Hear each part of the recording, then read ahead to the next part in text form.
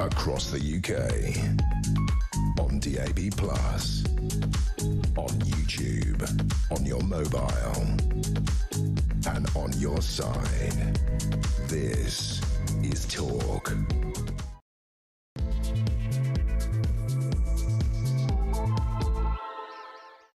Very, very good morning to you. Welcome back to the show. We are fast approaching 3 minutes past 10 o'clock. This is Talk. As you well know, we are the home of common sense, and I'm Julia Hartley-Brewer. Whether you're listening on DAB+ radio or on your smart speaker, watching on YouTube or your connected device, thank you so much for your company. Always appreciate you joining me. Don't forget, I've got to tell you this, but if you just all subscribe, I can stop yabbing on about it. Go to my YouTube page if you miss anything. The Julia Hartley-Brewer Show. Hit subscribe, and you never have to miss a thing. Coming up in this hour, what are we leading with? Well, of course, you know it. Donald Trump has filed a $10 billion lawsuit, including a $5 billion defamation suit against who? The BBC. He's accusing the broadcaster of defamation. The US president's lawyers filed court papers claiming the broadcaster deliberately and maliciously doctors his speech in a panorama programme broadcast just a week before the 2024 presidential election. However, of course, it wasn't broadcast in America. So whether or not he's going to actually be able to make that claim through the Florida courts is one thing or another. Is the BBC likely to lose it? Well, who knows? But are they likely to settle? Well, probably, given it'll probably cost them about $10 million to settle, and it could cost them $100 million to fight, even if they win. So we'll be talking about that with a legal expert coming up. Love to hear your thoughts on that. Do get in touch. You support Donald Trump suing the BBC? Do you agree with JK? Yeah, you know, if he brings down the BBC, that's fine. Because at the end of the day, if they did get a payout or any of the legal costs, are all being paid by you and me. I mean, there are literally people being hounded by the courts right now for not paying their licence fee because we've got to pay your licence fee. People having to pay up and pay fines, or even going to prison not paying their licence fee. And that money, if they did pay it, would be going to a multi-billionaire Donald Trump because of basically, let's face it, lies told by the BBC. I mean, I'm sorry, no one accidentally splices together two sections of speech 54 minutes apart unless they're trying to do it deliberately. Everyone knew they'd done it. Everyone knows why they did it. They've got Trump derangement syndrome.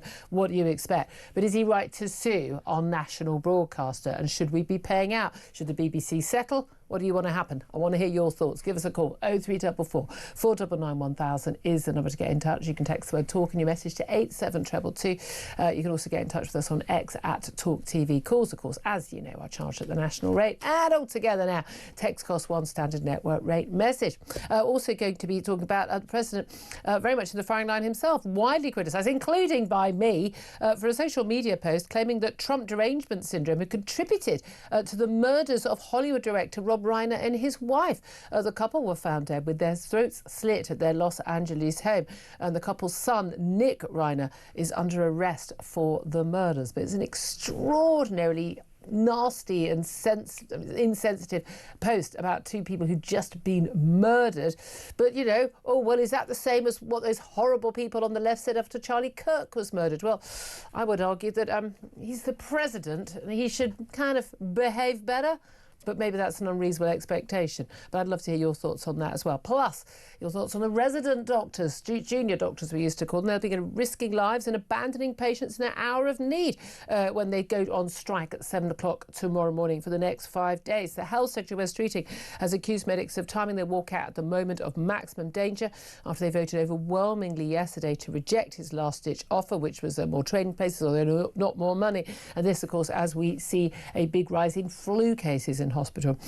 Plus, there's a growing risk that Russia could attack the UK, and the nation's sons and daughters need to be ready to fight. Who's saying that? Well, it's the head of Britain's armed forces, Air Chief Marshal Sir Richard Knighton, warned in a speech last night. We spoke about it yesterday on the show in advance, but he warned that Russia's military strength is increasing and is something to fear, and that Russian troops are now battle-hardened after spending nearly 4 years waging a full-scale war in Ukraine. I don't know how many more experts and military people who know what they're talking about can warn us, and our politicians keep ignoring it.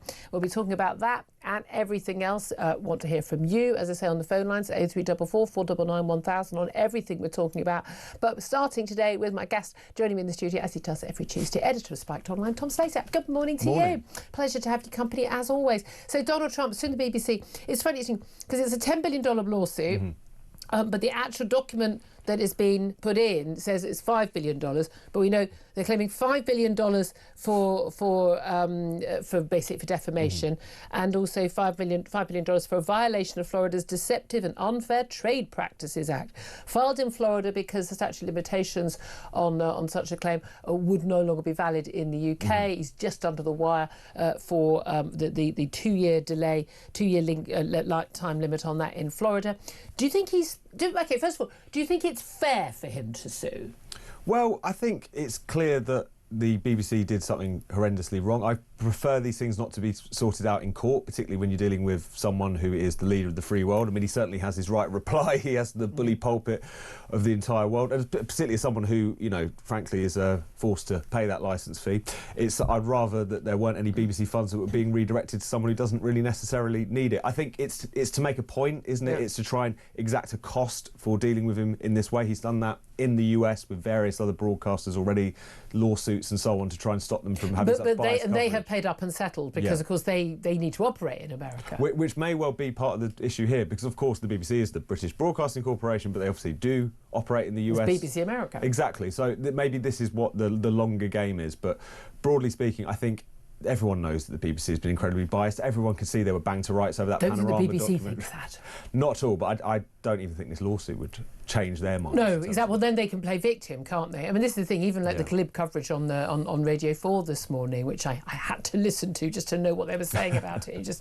I managed not to punch my radio, to the floor. But I mean, there's no doubt at all. You don't accidentally put two bits of a speech together to make it look like quite blatant. I mean, it would be impossible to spot unless you knew the speech off by heart. I think if you'd given that speech, we go, hold on a minute. Yeah. The claim that basically Donald Trump was basically telling people, the head of the January 6th riots, basically, go down to the Capitol and basically cause mayhem. That's not what he said. Now, again, a lot of the coverage of that speech has been very unreasonable. There's no doubt at all in my mind that when it did happen, we know this is testimony from his own staff, his own family members in those January the 6th committee hearings, that he did nothing to stop it once it had started. He was the president. He could have gone out on social media and said, stop now, go home, do not do this in my name. He allowed it to happen. People were pleading with him to stop it. That's on record, OK? So we know that. He wasn't unhappy about it happening. He thought it was probably justified, is my view. Did he call for it to happen? No, I don't think he did. And this is the thing why any criticism of Donald Trump is not Trump derangement syndrome. You can criticise him for things that he does wrong, but you don't need to criticise him for things he doesn't do wrong. And you certainly don't need to make things up. And if he is such a heinous, awful human being as the BBC think he is, then you wouldn't need to make stuff up, would you? Because the clips would be there, the evidence would be there. And we'll come on to that with this Rob Reiner post. But my thing is, they did make something up about him, and they did mischaracterise him. Now, the question is with defamation or libel is has it actually damaged someone's character? Have they had a material loss? He says it did do that. You could argue that it probably didn't. People made up their minds. It wasn't broadcast in America. Someone with the VPN could have watched it in Florida, and that might have changed the vote. But he won. He won that election in 2024. This was broadcast just a week beforehand. So, was there any damage done? No. But I'm rather of the view that even if someone doesn't do any damage to somebody, I think that people have a right to sodding well expect compensation when someone tells lies about them. No, that's completely fair. I mean, of course, we need to be pretty careful about how we deal with defamation, how tightly those laws are drawn, very much tighter in the US than they are in the UK. I'm sure Donald Trump is furious that he's missed the kind of statute of limitations which exists on defamation cases. I thought it was interesting that this all came out just a week or two after. I thought that the timing of that was quite... Exactly. And who knows if those things might well be connected. Well, but I think the issue, as you say, is the fact that he is already someone who inspires very divided opinions. Is this BBC coverage, which, as you say, wasn't broadcast in the US itself, really made a material difference? Almost certainly not. Are they banged to rights on this issue? Absolutely. And I think it would just be probably slightly more edifying and would not really hand the BBC the kind of victim card that they now have to play if this case didn't Oh, the wonderful BBC. But Of course, this all comes about at the time when the government is now looking at the review of the licence fee that was coming up. They'll want to get that all done and dusted before they leave power, no question at all. Of course, they're doing a two-term in office, aren't they? Of course, that's their plan. Definitely going to happen. Definitely 100% going to happen, Keir. Not a problem at all. But this is the thing. I mean, you can like the BBC if you want to like the BBC and still think that what they did wrong and they should pay for it. Except that it's us paying for it. It's us. It's the public paying. It's our taxes paying for it. But if they fight it and they win, it's still us paying for it. But I've been hearing some legal experts, and we'll talk to one, Mark Stevens, in a few moments' time, saying, look, these things tend to settle for around the $10 million mark. Ain't going to win 10 billion or 5 billion or 8 billion or 100 billion. It's going to be around the 10 million mark. But it would cost about 100 million to fight through the American courts. So, settle it, move on.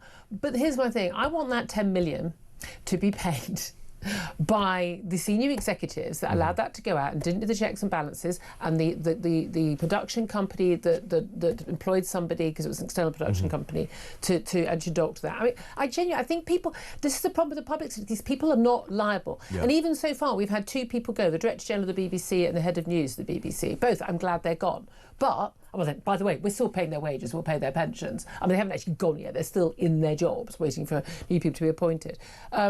Again, always available for both jobs, guys, should you need me, if you want some impartial news. I just not enough heads have rolled over this. This was an appalling thing to do. And whenever the BBC, people are attacking them. No, we don't need to attack you. You do this to yourselves. No, and it's part of the problem is the fact that a lack of accountability is built into the BBC from top to bottom.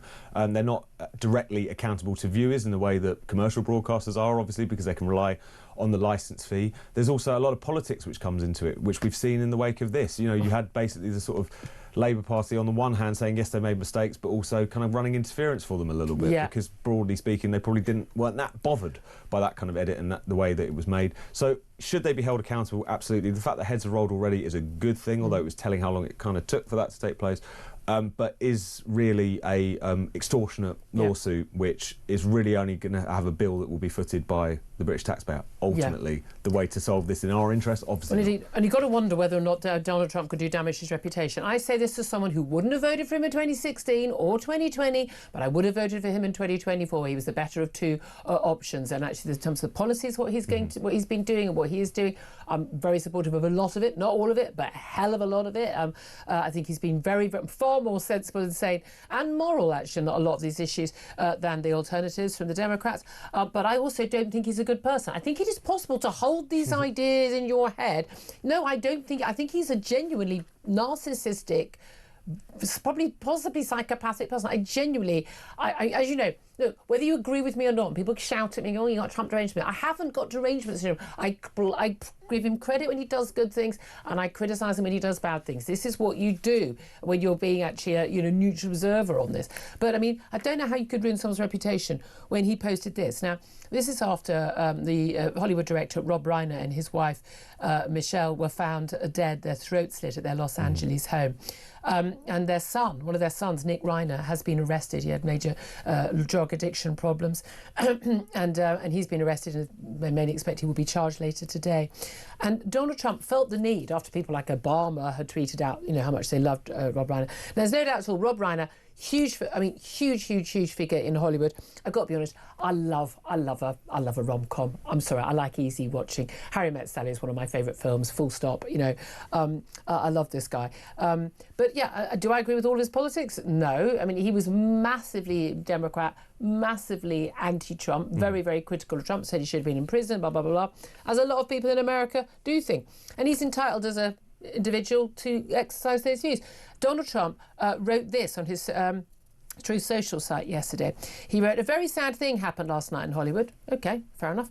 Rob Reiner, a tortured and struggling but once very talented movie director and comedy star, has passed away together with his wife Michelle, reportedly due to the anger he caused others through his massive, unyielding and incurable affliction with a mind-crippling disease known as Trump derangement syndrome. I mean, this is an extraordinary thing. He's basically blaming Rob Reiner for his own murder, because someone might not like his views on Donald Trump. This, by the way, I think is after his son had been arrested as well.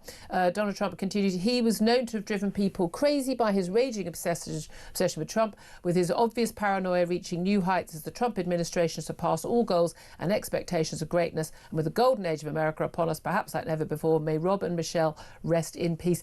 Exclamation mark. I mean, everything about that is tasteless and horrible, self-obsessed and wrong. People are saying, well, what about the horrible things that a load of Democrats and lunatics on social media wrote about the murder of Charlie Kirk, celebrating his murder on the right?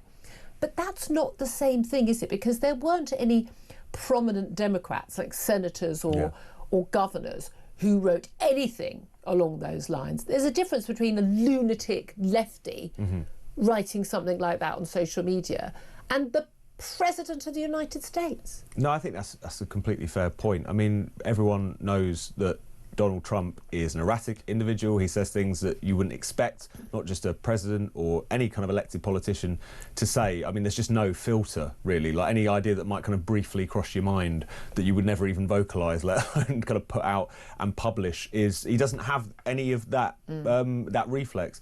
And as you say, I think there is so much hypocrisy which surrounds the kind of whole Trump discussion. People accusing him of lying in a way as if like that has never happened in politics before. People accusing him of being incredibly divisive. You know, the Democrats became enormously divisive in recent years. But at the same time, there is a line. This was clearly crossing it. And it's not, you know, it might not be the biggest issue in the world in American politics or whatever, things he's saying about Rob Reiner on social media. But it's people are within their rights to think this is just not really that becoming, I guess, of someone of a president. It's as simple as that. You know, if you didn't like the guy, I mean, look, quite often there are people on, you know, who I disagree with or I've actually had personal spats with who have died. Just zip it. I mean, you know, I don't want anyone to die. I mean, mass killers, quite happy for that Bondi gun, my dad to be dead. Good, great, he's dead. But I mean, you know, as a general rule, you know, you don't, just if you can't say anything nice, zip it. It's that simple. We're going to talk about the Bondi attack in just a moment, but let's talk also about what's happening here tomorrow at 7 a.m. Resident doctors, used to be junior doctors, they are going to go ahead with their 5-day strike in the run-up to Christmas.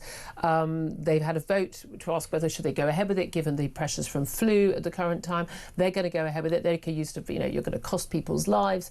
It's as simple as that. A lot of elderly people would normally be signed out and basically discharged from hospital ahead of Christmas, but they're not going to be able to do that admin because and do those inspections because there won't be enough doctors. Are they wrong to go on strike? I think they've clearly lost this argument, and I think there's a level of sort of desperation which has set in, because if you look at the kind of pay hike that they had last time around, it was, you know, it was creeping towards 30% pay hike when they last were in these industrial disputes. To come back for more at this time was never going to land well. I think it's been quite telling how it's landed with the public as well as how it's landed with other people within the NHS.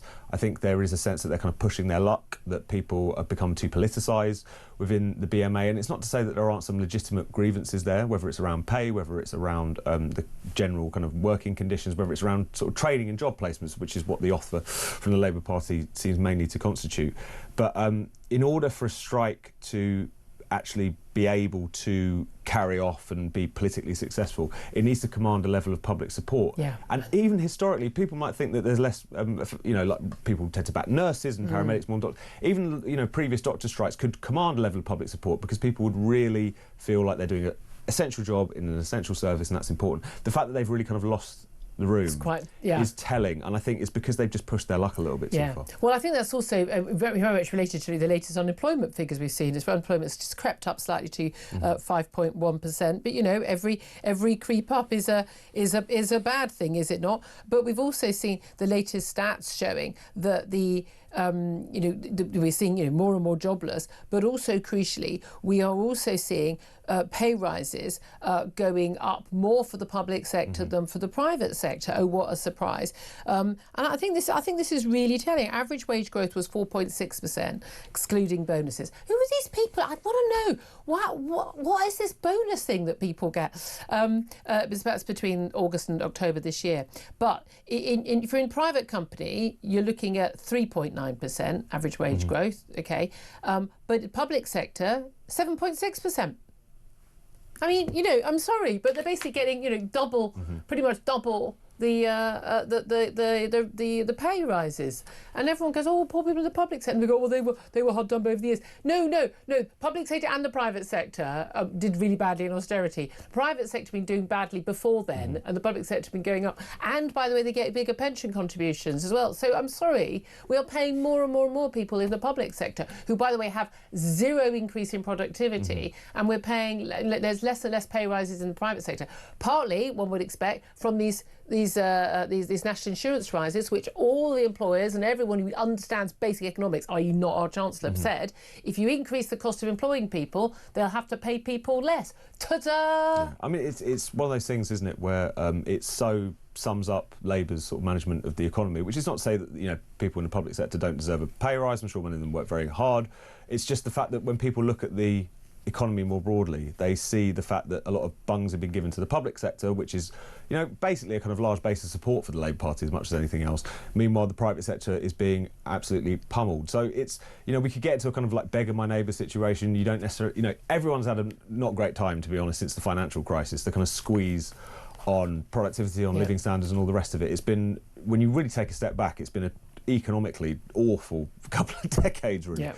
But at the same time, I think it's the way in which you see this disparity between public and private sector is a clear indication that particularly this Labour government, the previous ones, have failed to deal with those underlying problems. And because the public sector is a bit more unionised, because of the fact that there's obvious incentives to keep it on the road, because of public services or a vote winner and so on, there's been less neglect of it in some cases than we've seen elsewhere. But the broader picture is not great, regardless of what side of the fence you're on. Let's go back to what's been happening in Australia and the Bondi Beach attack. Lots of evidence now about the son of the father and son, Naveed, and his father, Sajid, died on the scene. Naveed, it's been actually emerged in the last few moments that she's woken up from his coma in hospital, critically injured, but certainly not life-threatening injuries, and that they had both travelled to the Philippines. It is thought possibly to get some military training. There has been some extremism in the southern part of the Philippines, but also that he'd been looked into for his belief in Islamic State ideology as young as the age of 18. Here we go again. This is what happens every time we have an attack in the UK as well. These people are known to the authorities, they've been looked at, they haven't got enough evidence, and they go, oh well, we will. Now, I've got a lot of sympathy for the security services, because in every country, because there are so many people they need to look at. Course, yeah. How do you prioritise? This guy's low priority, let's go worry about someone else. And that's what they're dealing with. And as that old IRA quote, you have to be lucky every time, we only have to be lucky once, but it is extraordinary that once again people who are just harbouring ISIS ideology, Islamic State ideology and extremist views, living amongst people thought of as completely normal, are actually wanting to kill the people they live next door to. No, and that's the thing that we can't get away from, the horror of that. We've become too accustomed to this. Australia, less so. They're starting to be bitten by this in a way that we were, more than 20 years ago now. But it's a telling reminder that purely the security services, purely counter-terror policing, is not sufficient ultimately to deal with this threat. They can be as on it as humanly possible. It's always worth looking at when you see one of these horrific attacks actually being pulled off. The number that are foiled is always amazing whenever you see that reported. These things are happening all the time. In the UK, we've got tens of thousands of people on a watch list for Islamist terrorism. It's 3/4 of the MI5 terrorism caseload. And as you say, they only have to be lucky once. So it's one of those things where clearly the confrontation with this cannot purely about trying to nab people at the right time. There will always be people who slip through the cracks. We need to look at the kind of root causes as to why this has happened. Yeah, exactly. But again, what really annoys me, and I was saying this on the show yesterday, there's always vigils and candles, and there's vigils outside Parliament, which Sadiq Khan, for some reason, the London Mayor thought it was an idea to try and stop it. It's like, seriously, mate, read the room. Yeah. Lots of vigils in Australia. We've got all the TV cameras are all down. They sent down their top reporter, and they're all and interviewing everybody, and everyone's feeling very sad. And they will not discuss, which we did immediately at 10 o'clock yesterday, discuss what is the the problem. There's no point in moting about it. Stop pretending you care after the case. If you actually care, you'll stop the next set of people being murdered, whether they're Jews or anybody else. And I just find it infuriating. I know you tweeted very early on, absolutely look back in anger. But every time I see another sort of interview, I go, oh, and how do you feel? I don't care how people feel. I want people to stop being killed on beaches. And people, you know? Of course, people are going to respond to the horror in Bondi, as we've seen in Heaton Park and Manchester Arena and the London Bridge attacks 1 and 2. We could reel off this list with a level of horror, concern, tears. That's absolutely fine. Don't dare be shocked by it. That's human. Don't you dare. Don't be shocked, and also get angry. The problem. This is not a natural disaster. This is not a bit of bad weather. This is not something horrific which befell a group of people completely by accident and there's no boo about it. This is not even just a kind of random act of violence. This is a concerted effort that's been waged for decades now on the part of people who loathe this society, who loathe Jews, who loathe freedom, who will happily murder Holocaust survivors, children, gunning people down indiscriminately because they are adherents to an ideology that most of the time our politicians even struggle to name.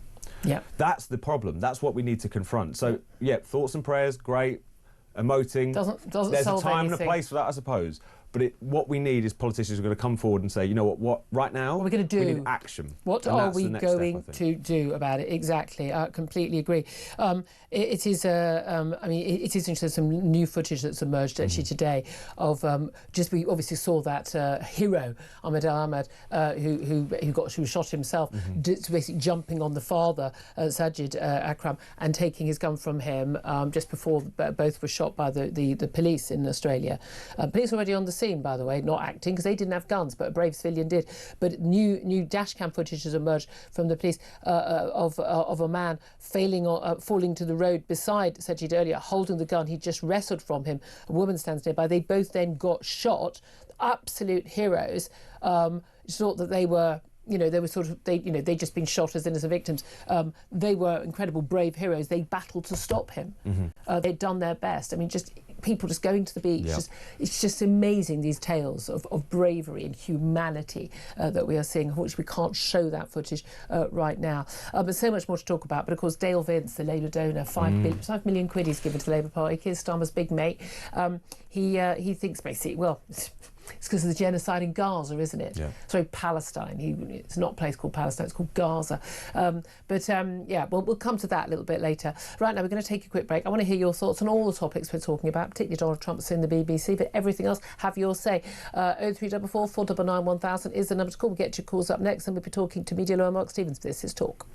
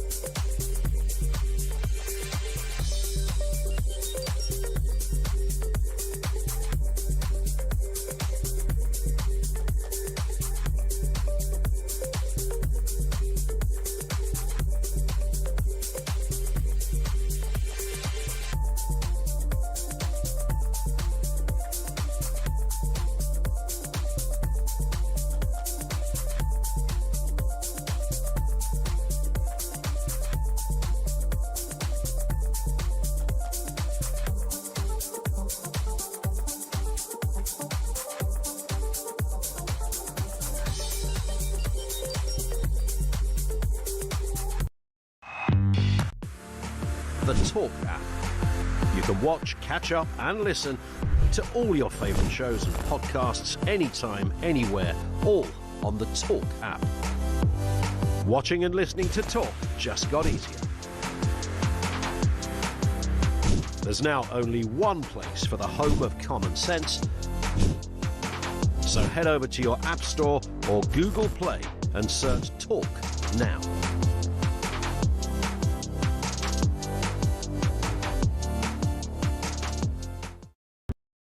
Across the UK, on DAB+, on YouTube, on your mobile, and on your side. This is Talk. This is Talk, the Home of Common Sense. For me, Julia Hartley-Brewer. 10:32 is the time. Just to let you know, the BBC has just issued a statement saying they will defend the corporation against that $10 billion lawsuit from Donald Trump. We'll bring you more details on that in a couple of moments. Let's get to your calls quickly on that as well.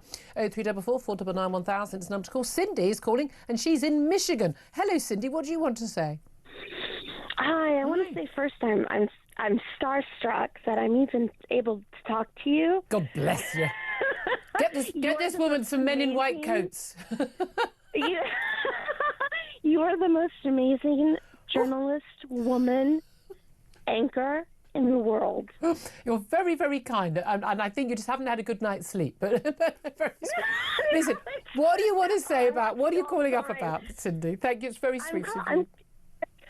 I'm calling up about the BBC. I do think it's appropriate that Donald Trump is suing. They did slice two parts of a speech together, and they made it. I think it's appropriate. And I think the BBC should settle if they're smart. But I don't think they're going to. I think they're going to fight this. And they really shouldn't, given that any money that's spent on lawyers or any money that's spent on a payout is going to actually come out from British taxpayers. We should have a say in it, shouldn't we? I do know that. But I think a lot of the taxpayers want the BBC to go down anyway because they're not like the BBC used to be. No. And I think it's unfair that people have to pay for this service anyway. Well, people pay for Netflix. I mean, the thing is, you're not forced by law to pay for Netflix. Maybe they'd be better off just watching Talk TV. Well, I mean, I think they'd be better informed. Can I just ask you just finally, what do you make of Donald Trump's Rob Reiner post? Ooh, I'm going to say, I have to also say, to begin with, to preface this, that I am a staunch Trump supporter, and I have supported everything that he's done. But when I read this post, I honestly, my jaw dropped to the ground. Yeah. And I just thought, I've got nothing. I honestly can't defend this post. It was unbecoming of a president. It was unbecoming, childish, inappropriate. Yeah.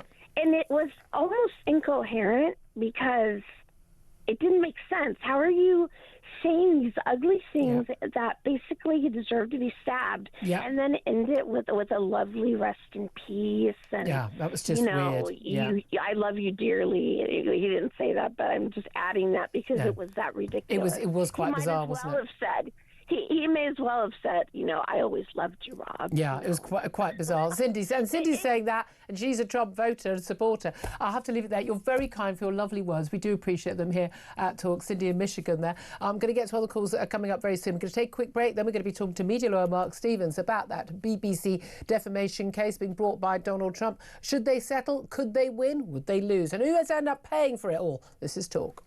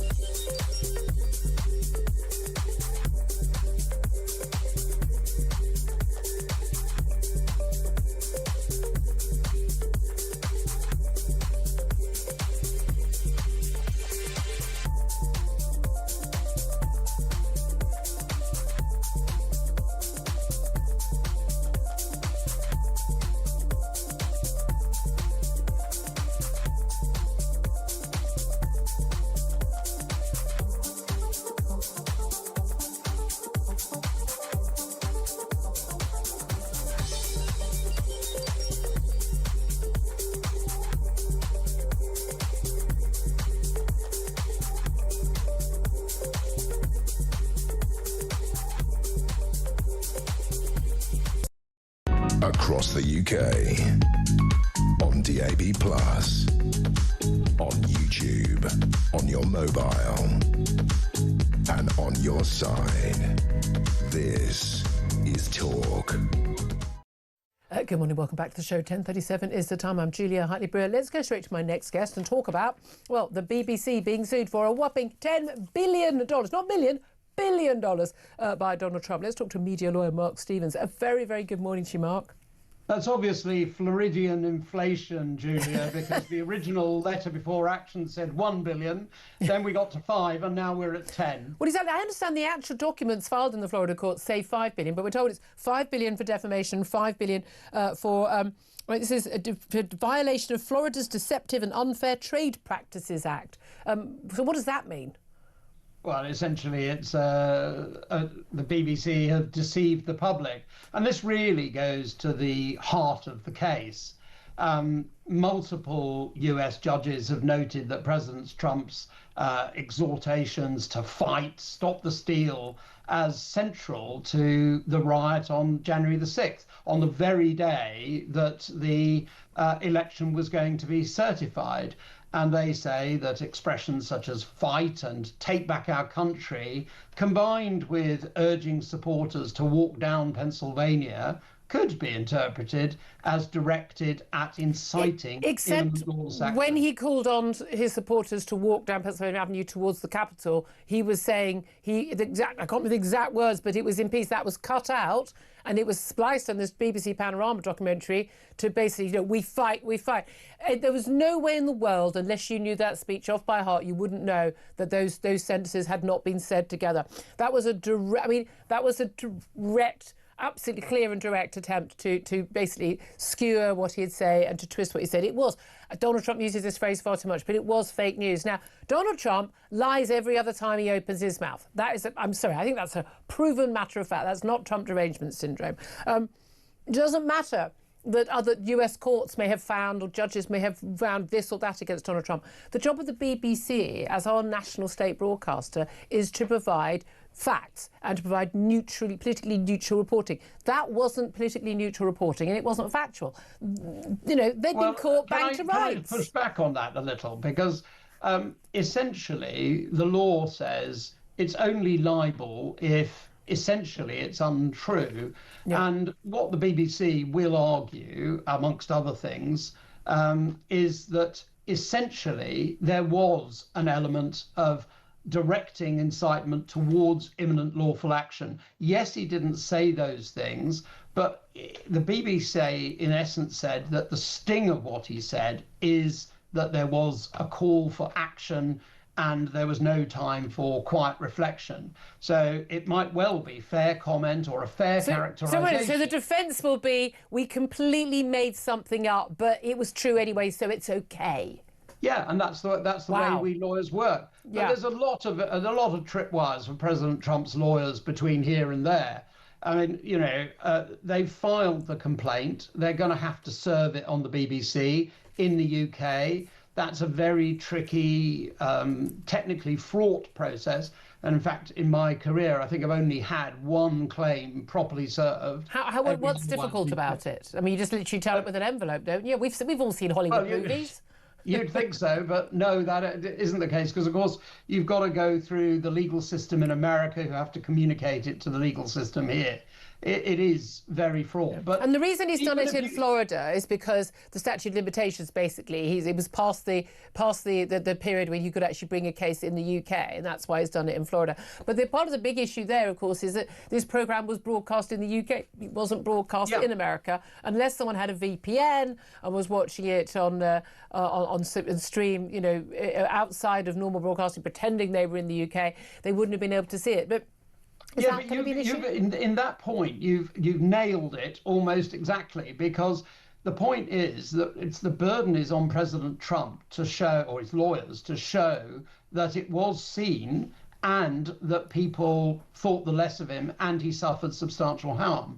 And as we know, what he's asking in the lawsuit, which I had the pleasure of reading this morning, is that should be inferred because somebody might have been able to see it if they were a BritBox supplier, provider in Florida, or they might have used a VPN. There's no direct evidence that they did. And I'm not sure that that inference is a safe one. So I think the BBC will be making motions to dismiss this claim at a very early stage on the grounds there was no publication or no proven publication in Florida. Therefore, the courts don't have jurisdiction. And on top of that, they didn't have what we, or what American lawyers call actual malice, i.e. they deliberately told a falsehood rather than trying to convey the essence, wrongly, but convey the essence of what he said. And let's not forget that this whole case is founded on essentially an untruth, that the election had been stolen. And so having that re-examined in the court case, essentially that's going to be put on trial. And there have been numerous cases on that, and it's been, I mean, categorically it was not stolen. Donald Trump did lose that election fair and square. That said, again, you know, when he won it fair and square in 2016, the Democrats made very similar claims. They didn't threaten insurrection, I get that, but never they know, you know, if everyone's going to be doing it, they can't blame it, Donald Trump.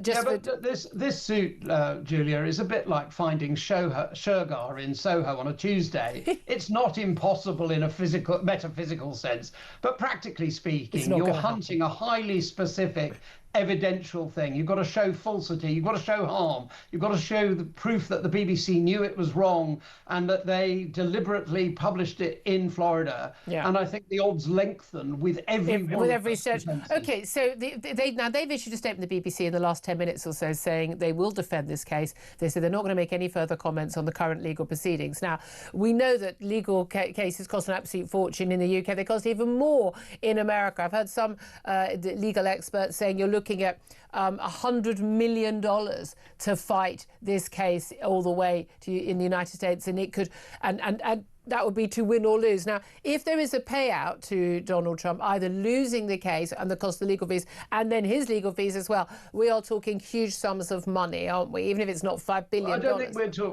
think we're talking that kind of level. No. I mean, if there's a genuine commercial offer on the table, maybe a charitable donation to a charity of Melania's choice or something, then that would be sensible. Maybe. But that's the thing. Be doing this. This is about protecting your right, our right to freedom of expression. No, this is the thing. I'm sorry. Your freedom of expression does not include making stuff up that people didn't say. And I think the BBC have been caught bang to rights, and that they need to pay for it. Now, what bothers me is that even if they settle it, and people are talking about a lot of these cases in America have been settled for around the 10 million mark, whether that's dollars or pounds, you know, if that, whatever payment they make and whatever costs there are, it's all being paid for by you and me and Tom and everyone listening and watching who has a licence fee required by law if you're watching live television. Now, that's going to irk a lot of people. Whether you, I mean, I'm not a defund the BBC person. I don't go along with that. I don't want the BBC to disappear,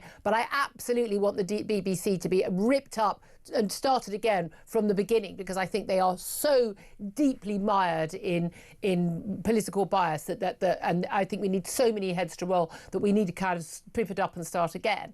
But you know, a lot of people are going to say, hold on a minute, I'm paying my licence fee. I'm struggling to pay my bills as it is. I'm paying my licence fee for highly paid lawyers to defend an organisation that put out a blatant lie.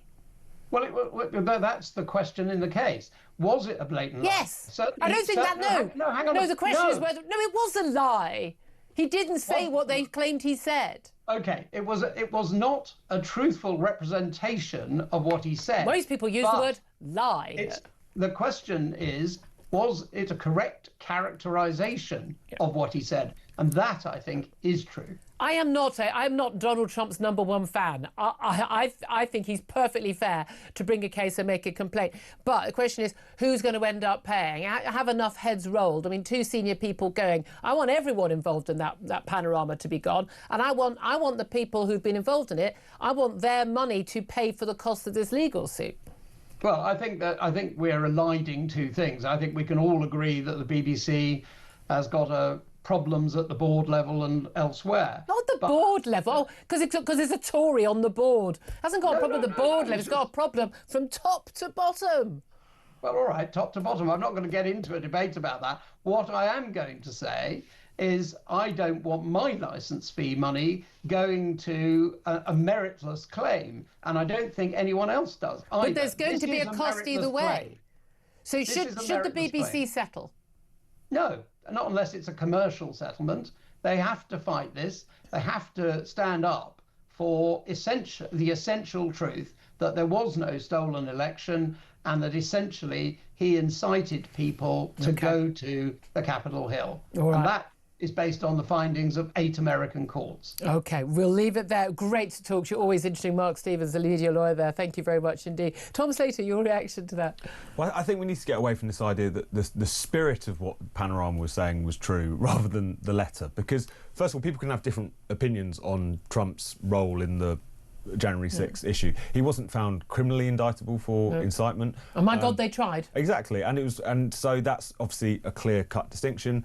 People saying he was kind of morally responsible, that's something people can disagree over, but that's precisely where the public broadcaster shouldn't be being too clear-cut, and also, to be perfectly frank, shouldn't be stitching together 2 bits of a speech in order to make it seem that that was the case. Do you think I'd still be in a job if I did that? Well, this is it. I'm sorry, I would be absolutely sacked for doing that. And any equivalent of that in any commercial broadcaster, you'd be sacked. I'm sorry. And it's just because it's Donald Trump that people see it differently. And maybe you could say that's fair enough. It was a horrendous day on January 6th, 2021. But at the same time, we need to uphold standards regardless of who. And again, just because you don't like Donald Trump means that you can get away with it. Exactly. I'd love to hear your thoughts. Give us a call 0344 499 1000. Up next, we're going to take a quick break and then talk about the small matter of pretty much every military expert in the country saying we need to prepare for war.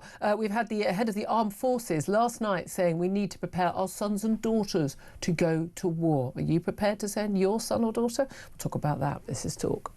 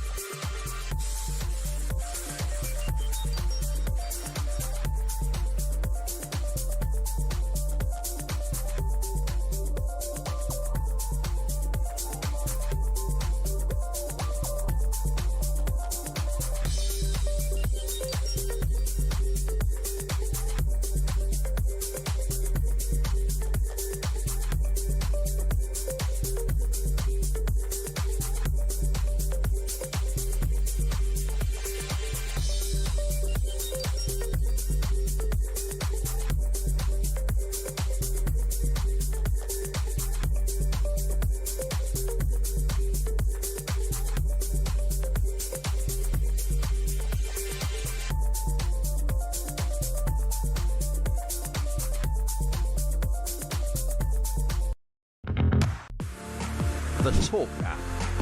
You can watch, catch up and listen to all your favourite shows and podcasts anytime, anywhere, all on the Talk app. Watching and listening to Talk just got easier. There's now only one place for the home of common sense. So head over to your App Store or Google Play and search Talk now.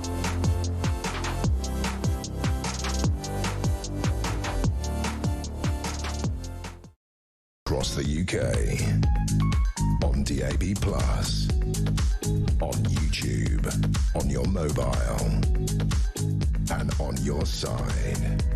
This is Talk. Very, very good morning. Welcome back to the show. 10:51 is the time. Let's turn our attention to the small matter of going to war. Your sons, your daughters, my daughter, anyone else's son possibly being required to go to war, to be ready to fight. Who's saying that? Well, the head of Britain's armed forces. This is the message, an extraordinarily, well, they're describing it as a blunt intervention. I think we can safely say this is as clear-cut as we can get, and not from a former armed forces chief, finally unmuzzled and willing to speak, but the man who is actually currently the chief of the Defence Staff, Air Chief Marshal Sir Richard Knighton, warning in a speech at the Royal United Service Institute last night that Russia's military strength is increasing and is something to fear. Russian troops are battle-hardened after 4 years of war in Ukraine, and he said the UK's armed forces forces would always be the first line of defence alongside the rest of the NATO alliance, but the whole of society must also play a part in rebuilding resilience. And he talked about it's important to be honest with families and households across the UK about what it means to be prepared for an array of real physical threats, and we need to prepare our sons and daughters to be ready to fight. Let's talk about this with Elliot Wilson, military writer and historian. Good morning to you, Elliot. Good morning, Julia. These are incredibly stark words, and they come after a string of senior figures, former Navy chief saying last week or so, similar words. These messages are coming thick and fast. Why are so many senior military figures speaking out right now and so openly and bluntly? I think there's two parts to it. I think there is a growing realisation that this is an incredibly serious matter and that really attention is required. But also I think there's a sense that, retired and now serving military officers are saying this kind of thing, and the government is saying, yes, we agree, and then nothing's happening. Yeah. Keir Starmer talked yesterday at the liaison committee about pulling a lever and nothing happened. Well, he's not even pulling the lever. And by the way, he complained about that a year ago. Yeah, well, Tony Blair complained about it 25 years ago, and it's only largely true, and partially true, and it's missing the point anyway. But I think the problem is that the government has a lot of things it needs to do, a lot of things it says it's going to do, and it's either not doing them or they're taking so incredibly long to happen. Yeah. We had the Strategic Defence Review took more than a year.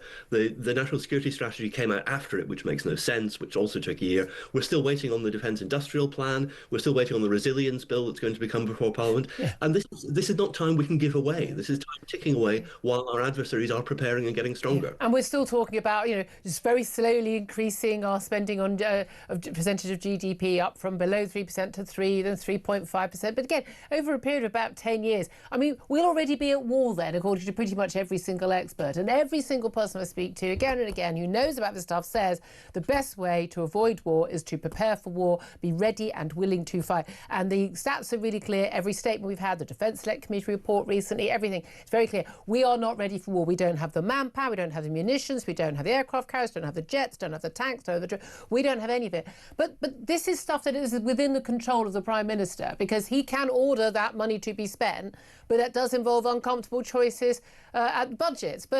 And a lot of people will say, well, I'd rather you spent more on the NHS and I got my operation quicker than there was money spent on military hardware, which we may never need. How does the Prime Minister, how do we explain to people that, it's the best way of never needing it is to have it?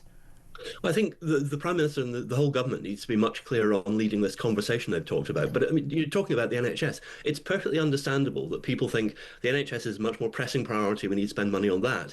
If you have a Russian cyber attack on the NHS, which collapses the power to a hospital for 24, 48 hours, it doesn't matter how much money the hospital has. It's not functioning. People are coming to harm. People are potentially dying because operations aren't happening. This is the reality of what we're facing.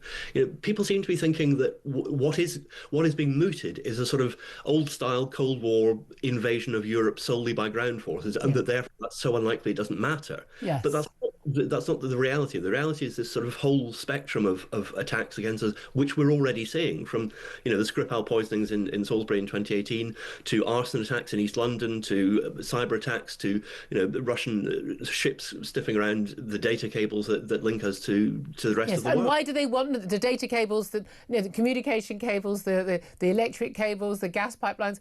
Why do they want to know where those are, other than so they can destroy them when they choose to? Exactly, and as an island, we're uniquely vulnerable to any loss to any of those, and that's what experts and what parliamentary committees have said again and again. But nothing seems to be happening.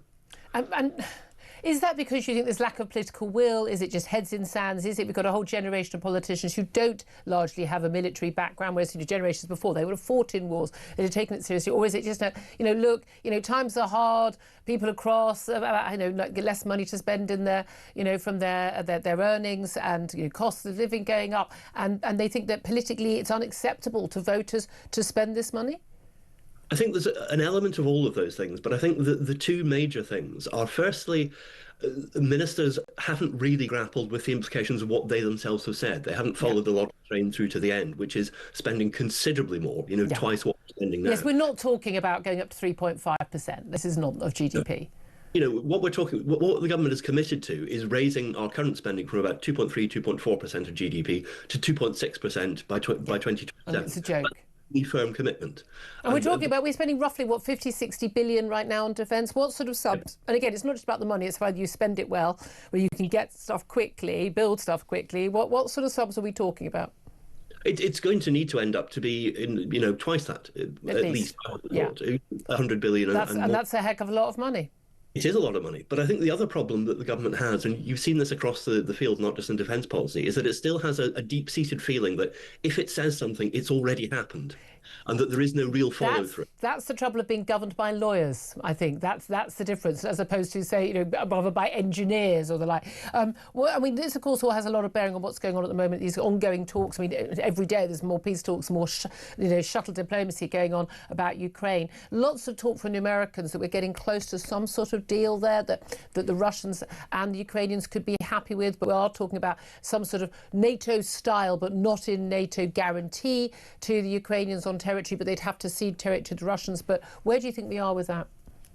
I think it's very difficult to tell, because you've got Donald Trump, who will attempt to sell anything on any particular day, and Vladimir Putin, who is keeping his counsel. I think one of the difficulties with what seems to be emerging at the moment is, firstly, Donald Trump is basically saying the Ukrainians are going to have to give up the Donbass, because I think he said yesterday they've already lost it. Yeah. So there's clearly an acceptance on the American part that that's part of the deal.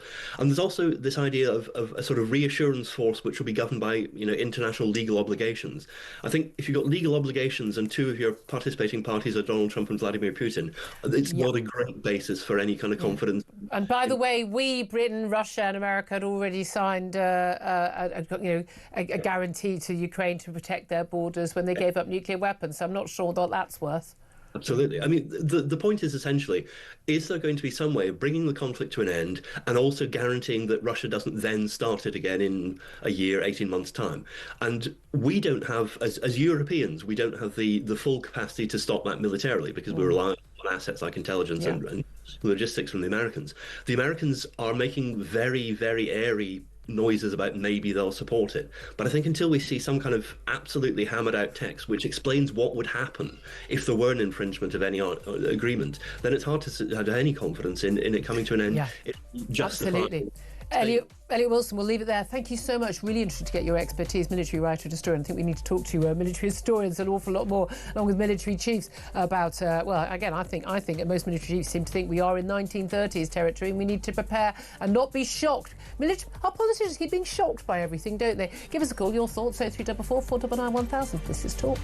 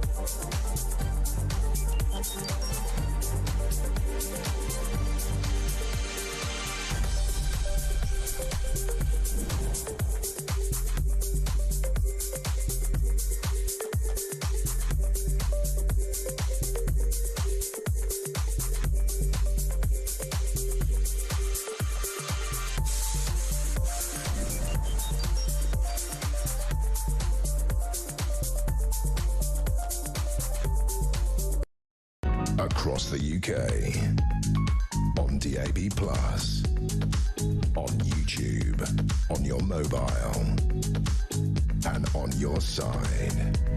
This is Talk.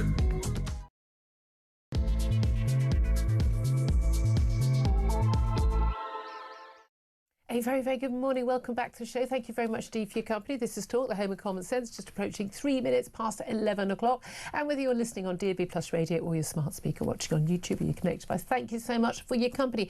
Loads more to talk about, including Donald Trump filing that $10 billion lawsuit against the BBC, accusing the broadcaster of defamation. The defamation is $5 billion of that case.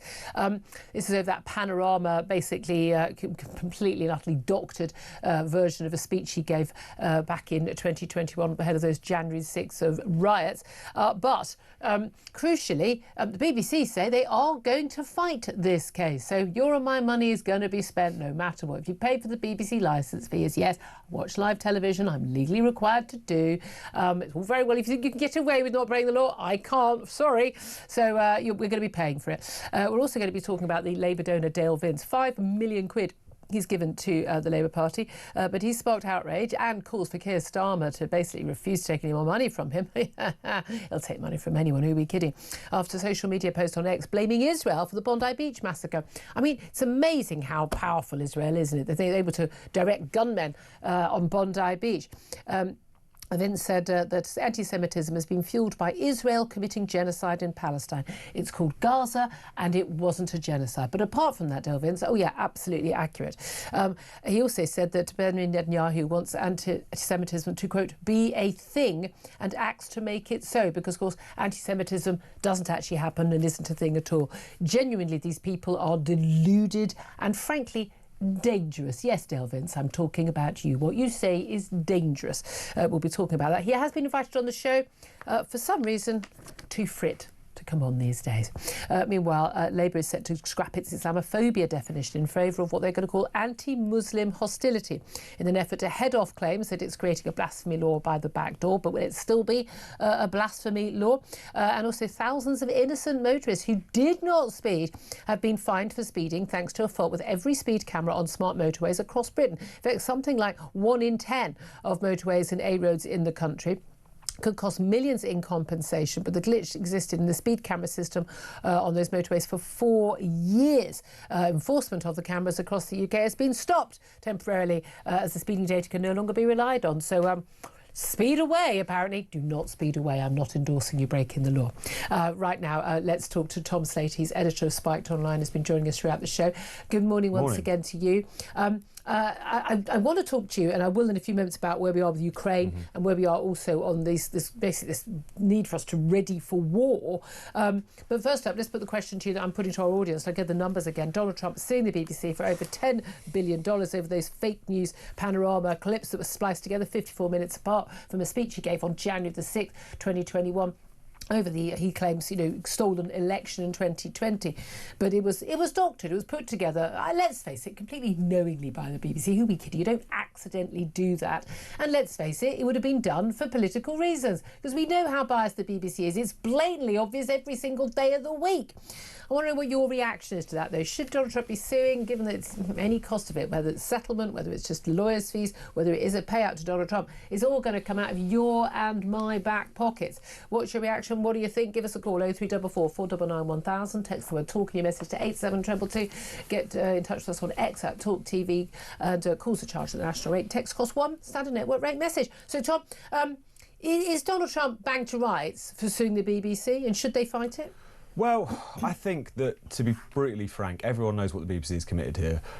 It's not entirely obvious to me that this is going to have clear kind of legal standing in the way that he hopes it will. We'll find out. But it's also probably the case that it's more the threat of litigation rather than the litigation itself, which is the aim here. There's been various other cases with American domestic broadcasters where the lawsuit is basically the opening salvo towards, hopefully, from his perspective, a payout. A settlement. Exactly, a settlement. So it's one of those things where I think the BBC are banged to rights. Do I want taxpayers' money, licence fee payers' money to line the pockets of someone who quite frankly doesn't necessarily need the money. What would that's be irrelevant, though. I mean, billionaires are just as much entitled to sue people who lie about them. In fact, they're the only people able to, because if you lie about poor people, they can't afford to sue. What would be ideal is if there had actually been proper accountability to begin with. Yes, heads have rolled, but at the same time, does anyone really think that there's been the kind of level of soul searching which would be necessary? And by the way, heads only rolled 6 months later when the story emerged, and I do think it's telling that story only emerged after it became impossible for him to sue. It was genuinely just like a week or two after the statute of limitations on him taking action against this documentary, the makers of this documentary had ended under our laws. I think that is frankly fishy in itself. They obviously thought we can get away with letting this out now. Yeah, no, I mean, it's hard not to come to that conclusion, isn't it, given the timing? But, you know, it's one of those things where one is also suspects that this lawsuit will kind of, aside from the rights and wrongs of it, will be kind of grist to the mill of the idea that the BBC are the victims here, and I'd rather that didn't play out. No, that's the thing. I mean, my God, they can always make themselves the story, they can always make themselves the victims. They're the perpetrators in this case. They've been caught bang to rights. It's the fact they genuinely, and if you watch any of the discussions on this on the BBC, and particularly Radio 4, which is the worst offender, utterly delusional. I mean, they genuinely don't think they've done anything wrong, because they're all... when you talk about Trump derangements, they really are completely deranged. I get accused of it all the time. I call it as I see it. When the guy does good things, I praise it. When the guy does bad things, I criticise him. For instance, that Rob Reiner post he wrote, which we discussed earlier in the show. One hell of a post, when a man's been murdered, and the man who's been arrested and will likely be charged later today for that murder of him and his wife is his own son, who has had a battle with drug addiction. And, I mean, absolutely horrific crime and horrific circumstances, and Donald Trump thought it was a good idea because his guys criticised him. And yeah, Donald Trump has said, he should be in prison, and Donald Trump has said, Rob Reiner has said Donald Trump should be in prison and been very critical of him. He's a Democrat, he's massively anti-Trump. Yeah, fine, but he's entitled to do that. He's a private citizen, okay? Donald Trump is the President of the United States. There is an argument where he kind of undermines his own ability to claim that his character has been damaged and people would think less of himself as part of his defamation suit, when he himself creates people thinking less of him. I've said for months, over a year, I would have voted for Donald Trump in November 2024. He was the better of two options. His actual policies, by far better of the two options. But he makes it hard. He makes it hard to defend him. No, absolutely. And I think that's an important thing, because Trump derangement syndrome is very much a problem. Various parts of our own media and political class have fallen victim to it. It's also a bit of a problem with sort of Trump devotion syndrome, people refusing to accept any criticism of the man, even though there's all sorts of things that he's done, said, not said, which have not reflected well on him.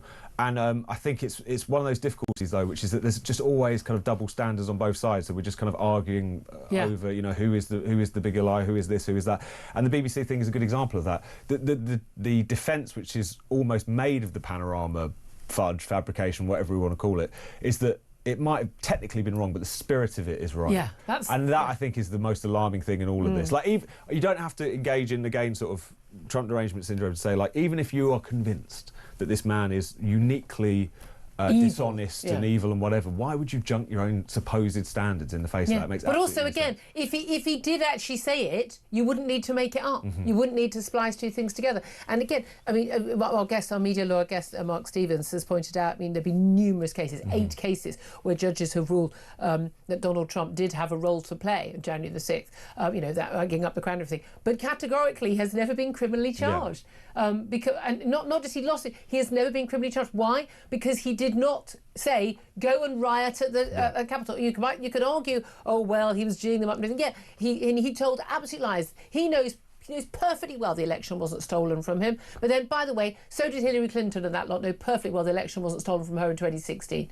So they made up lies as well in 2016. Doesn't justify anything. They're all as bad as each other as far as I'm concerned. We've got the same people, by the way. Keir Starmer, who says, thinks Donald Trump's awful to have done that. Keir Starmer spent 3 sodding years telling all of us ahead of the 2016-2019 that we didn't know what we voted for Brexit, and again, supporting all these Russian interference theories and the like. So, frankly, they can do one as well. They're all as bad as each other. And the thing is, you can't criticise someone for doing stuff if you do it yourself. I just don't want to have to pay for it. I want the people who did this to pay for it. I think you should be like. I'm pretty sure I would be liable if I did something like that. I should. You should be. Don't. It's a really, really easy way. I've never been sued for libel. I've never lost an Ofcom complaint. Never lost an IPSO complaint on newspapers. Never. No, you know why? Because I check my facts. Because I'm a journalist. I've had training and I do the job properly. And if you don't say things that are untrue or against the law, you don't actually have any problems. Now, my thing is always that, if I'm going to be forced by Ofcom lunatics to say that I believe that a man is a woman, well, I'd have gone to court over that one quite happily, and I'd have, pretty sure I could have crowdfunded my fees on that one. But that's different. It's really easy not to defame people because you don't say things that aren't true about them. Exactly. It's just that simple. Surely can't be that difficult. No, exactly. Give us a call. I want to hear your thoughts on this. 0344 499 1000. Do you think the BBC should settle though? Because it would be cheaper for them to settle than to fight the case, unless they can try and get it thrown out of court early on. But I think he'll just keep going, really. Let's talk about the story we were talking about just before the top of the hour. And this is the Armed Forces Chief, Air Chief Marshal Sir Richard Knighton. Now, I hadn't heard of him until yesterday either. I mean, the number of senior military figures we have now, a lot of them have changed in the last year or so. I think we got used to hearing from them, back a few years ago. But we've had again and again and again senior former military figures coming out and speaking about the threat that is posed by Russia, by China, by Islamists, by whoever, and how we need to be getting our act together and spending more. We've had, former defence secretaries like Ben Wallace and others speaking out. And again, like everyone speaks out once they've left government or left office. And now we are seeing more and more and more. We had the former naval chief, the current naval chief the other day. We had MI6 chief yesterday. We also had the Armed Forces chief. He is the chief of the defence staff. He's the most senior military person in the country, giving a speech, Royal United Service Institute, basically saying we need to do more to deter the threat from Russia. It is a real threat, and it's not just about spending a bit more, which we need to spend a lot more. It's also about a whole of society effort, and our sons and daughters, he says, need to be ready to fight. This as we've got peace talks over Ukraine, but I don't think anyone sensible thinks that we're going to come to a deal which means that Russia's going to go, oh, okay, I'll go back. Putin's just going to give up his expansionist aims. What is the issue here? Is it that we've got politicians with their heads in the sand? Is it that we've got voters who just want to enjoy the Cold War peace dividend for just that another decade if they can? Is it that people don't realise what's going on? What's happening? It's probably a mix of all of those things, really, isn't it? I think one of the major reasons that you have had the sort of neglect of defence spending for so long, yes, is the end of the Cold War peace dividend, but there's also, combined with that, the fact that even if in their quiet moments they would realise, well, this isn't obviously going to last forever, conflict will return, that is a lesson of history, that it's obviously more politically expedient to spend money in other areas. Where it shows more instantly. We don't see the spending. Exactly. And you don't see how necessary defence is until the chips are down, unfortunately. Though, it's not like you can't just like pop to Sainsbury's and get a pint of milk. You can't just like pop out and get yourself an aircraft carrier. You have to order these things and wait for them to be built, and they take years. Absolutely. So it's one of those things where it's unfortunately hasn't been within politicians' interest to look at this. Also, this is the thing about kind of NATO, which is it's become almost a disincentive for various countries other than America to invest in their own defence, because of the fact that they knew they had backup, the fact that you had various European countries which weren't even making the previous paltry 2% of GDP Germany contribution. It's a kind of interesting way in which that was just entirely outsourced, not really thought about. One of the kind of perverse effects of that whole arrangement in many respects. Now you've got a situation where you've got military chiefs or influential people trying to kind of harry the government by kind of ramping up the rhetoric. But it's just quite clear that the penny hasn't dropped with the government, that this is something that they need to prioritise, even though they formally promised to do so, but they're just not. But again, this is perhaps more something that perhaps the Tories would have felt more comfortable with, but everyone's been happy to to enjoy this peace dividend. And again, Germany for years enjoyed the peace dividend. And if you're not spending very much at all on your defences, and you're just expecting the French and the British and the Americans to come to your defence, and again, a lot of people very happy with the Germans not having a large military for many years after given what happened in the Second World War. But the reality is, all that money could be spent on healthcare and education and infrastructure. But I don't think we have any choice. And again, I always get messages saying, "Well, you're such a warmonger, you're such a warmonger." I'm not a warmonger. I want to avoid war. I absolutely want, my sons and daughters, our sons and daughters to go to war. I've got 4 young nephews, aged under 5.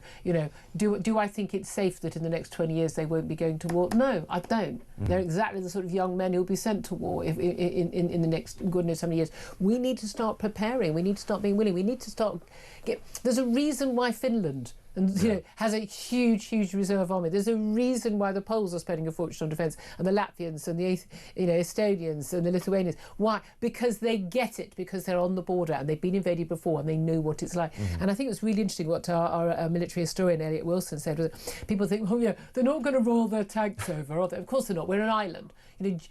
Even Adolf Hitler wasn't able to invade our island, but my God, he did a lot of damage. To Britain. I mean, we still find every now and then. I mean, we're looking across to the East End, across the river here from our studio. They're still finding bombs from the Second World War in the East End, the devastation that caused, and the damage to our economy, which we were still paying off, decades later. But also crucially, there are many other ways to fight wars now. You don't have to send your men over the channel. Yeah, no, exactly. And the cyber attacks, the kind of low-level warfare that we kind of talk about, all of these things are kind of ushering us into a whole new era. They can bring our country to an absolute halt. Exactly. With cyber warfare. So these are things that clearly the game has changed. You don't necessarily need to believe that Russia is on the verge of trying to conquer half of Europe to recognise that national defence is important. Yeah. One of the things that I think is slightly undervalued in the whole question of Ukraine going forward in terms of its own security is that basically the primary security guarantee that Ukraine could ever enjoy is a well-funded and very solid domestic military force. Similarly, it doesn't matter how far away a conflict is. If you're a state that wishes to continue to survive, you need to hope for the best and prepare for the worst. That's just kind of common sense. That's just how it works. And as you say, it's not about wanting to kind of ramp these things up, which is why I think sometimes some of the rhetoric about we're going to go to war with Russia tomorrow is not necessarily useful, because it can kind of feed into that kind of sense that it's an inevitability or whatever. But that being said, on its own terms, is defence important? Absolutely. Has been neglected? Absolutely. Are the politicians going to do anything about it? Probably not. No, they are not. No one's going to get elected on that. We're going to go to war. I mean, that's the whole point. You should prepare, as you say, not to go to war. Let's also talk about where we are. Well, we are at war with Islamist fascism, because they declared war on us. We don't have a choice. Sorry about that, folks, but they've been at war with us for quite a long time. 2001, 9/11, we had 2005, 7/7 here in the UK. We've had numerous attacks since. Now the attacks have been very much focused recently, the last couple of years, obviously on Jews. But they're, globalised the Intifada ain't just about the Jews, it's about everybody. And when you see people marching on the streets and pro-Palestinian marches saying globalise the Intifada, this is what it means. It means people being slaughtered en masse at a Jewish Hanukkah festival on the beach in Bondi Beach. And that's literally what it means. The Australian authorities facing lots of questions about why the father and son, this is Sajid and Navid Akram, perhaps were not basically being monitored more closely. Turns out the son, Navid, who is 24, his father died. Good. His son has just come out of a coma. He was critical injuries in hospital, and that he had links with ISIS, that an ISIS flag was found in a car in Bondi Beach along with improvised explosive devices, that he had been influenced by Islamic State ideology. He'd been investigated by Australian authorities some 6 years ago. There's now evidence that both father and son travelled to the Philippines, and it just thought they may have attended a military training camp. That's not known yet, but why else were you randomly in the Philippines? He didn't travel with his wife and or his mum. Travelled just the two of them. Mum, of course, mum stroke wife, knows nothing about any of this, but I mean, not asking many questions, a lot, as we often see in these cases. But we got, once again, same as we've had with so many cases here in the UK. These people are known to security services. They are not the complete, we had no idea. It's like this, there's those kids in the long leather coats who go and shoot up schools in America. We had no idea. He kept himself quiet. He never spoke to anyone, didn't have any friends and stayed at home. Those are the ones you have to worry about. Quite. And I think it's a reminder that even though at times like this you often hear the standard kind of responses, be vigilant. In societies which have been far from vigilant to this particular threat, the old saw of known to the security services is something that you almost hear every time there is an attack I like think this. there's barely been any that someone has come Like out of the blue. clear blue, it just doesn't Yeah. happen. And obviously, you know, there's civil liberties concerns. You can't just like run a police state because you're trying to keep on top of people who want to get rid of They'd your like to. freedoms. It's one of the, but at the same time, I refuse to believe that more can't be done to catch these people. Digital Of ID? course. Hi, Tony Blair, if you're watching. That will solve I always like to put absolutely it, digital ID, that's the answer. If only we had digital ID. We need a bit more of a kind of whole society response, though, as well. I think the way in which, by which I mean, like as individuals, we need to root out and confront this where we find it. There needs to be a very high social cost to anyone who is engaging in whether it's anti-Semitism, Islamism, whatever, But there and also isn't. kind of vigilance as society. Like the number of times that people are actually, say in this country, actually referred to counter-radicalisation efforts and just nothing happens, is telling of how unserious we are about this particular threat. I don't know. We say we are, how the much it would authorities take. are. I mean, again, we've seen even when, you know, Axel Rudikabana, as you know, he had he wasn't a terrorist thing, but he just had rice in, you know, just an explosive device in, and sorry, a poison, a toxin, and he had an Al Qaeda training manual. Yeah. I mean, yeah, but absolutely not in any way a threat to anybody. I mean, you know, this is the thing. It keeps happening. It's again and again and again. We're just used to it. One of the things that most annoys me, beyond the thoughts and prayers and vigil nonsense, and I'm sorry, I absolutely, my heart goes out to anyone affected, and indeed, you know, Jewish community in Australia and around the world. Their fears are completely legitimate, and people feeling genuinely, you know, nothing is being done about rising anti-Semitism. We're in the 1930s yet again.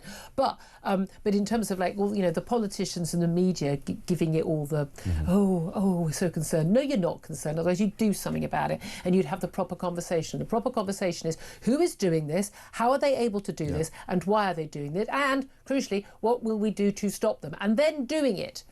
And it's like thinking, oh, isn't it awful that, you know, 14-year-old girls are getting sexually assaulted by, you know, illegal migrants arriving on boats, you know, from France. Well, if you're worried about that, wouldn't you stop it from happening in the first place by stopping those people being in the country or being free on our streets? And the same with this. I mean, again, I think we need to stop giving people the benefit of the doubt. When people are on the watch list, well, people are being suspected. I think there's too much benefit of the doubt. And particularly when you're often talking about people who come from migrant families who have dual nationality. They are, and in fact, this guy, the dad who's dead, Naveed Akram, was an Indian citizen, it would appear. But you know, just I think if someone has got, I mentioned the show yesterday, if someone's a dual national or a foreign national and there is any security doubts about them, I'm sorry, I don't think you have the same rights as a British citizen, and I don't think we can go with balance of probabilities. I think we have doubts about you. I think we ship you home. I'm sorry, I just don't think the risks are worth it anymore. We've imported this problem. We definitely imported the problem. Not that Europe didn't have its own problems with anti-Semitism in the first place, but we imported Islamofascism, Islamic extremism and that radicalism, and we need to export it. No, I think that's perfectly fair, and I think it's also quite clear that there just needs to be that kind of higher threshold or lower threshold for when there's intervention. I mean, it's quite obviously part of the problem is the size of the problem. Tens of thousands of people on the watch list. I think is it 45,000? 40,000 last time I checked on the terrorism watch list. Probably got up. No, exactly. And I mean, I put everyone who's on a pro-Pal march. I would put everybody.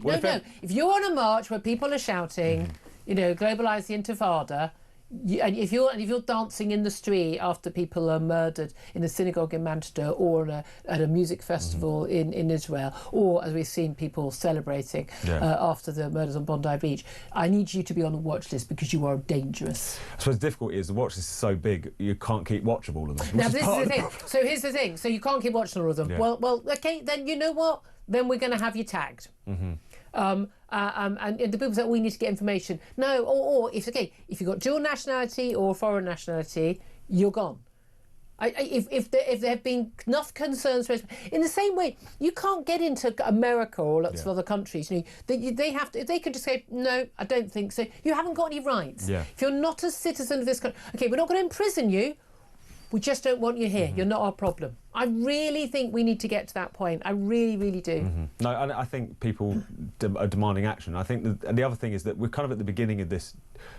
It's ridiculous to say, but given that we've had, you know, more than 2 decades of dealing with this threat on our streets, but we've got to get to the point where people realise, both in society but in the political class more pertinently, that this is an imminent danger. This isn't something you can brush off. This isn't something that is one threat amongst many. No, this is the threat. 94% of all terror-related deaths in this country since 1999 are Islamist terrorism. If you remove the Islamist factor, we would have a fraction of the terror. And it's a matter of luck that some of these cases are not big. It's a matter of luck that what happened at Heaton Park Synagogue wasn't on a bigger scale. It's a matter of luck. There are cases all the time. I mean, I just think, people need to be ousted from the country. But I also think, here's the thing, we talk about whole society. We also need Muslim so-called self-appointed community leaders. If you are not speaking out on this, I don't mean your average Muslim person going about living their daily lives, same way people of other religions are going about living their daily lives.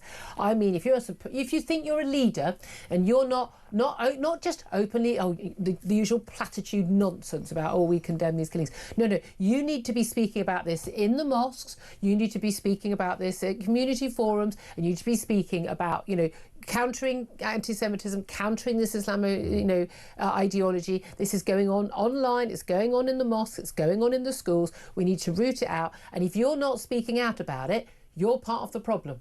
I'm sorry, it's as simple as that. Because if this was happening in the middle-class white women atheist community, I would speak out about it. And it's difficult because at times like this, there will be the quote-unquote community leaders who will come back and put out a statement and say we condemn extremism. It's got to go further than that. You've got to work out where this is coming from, what particular what scriptural things do need to be repudiated.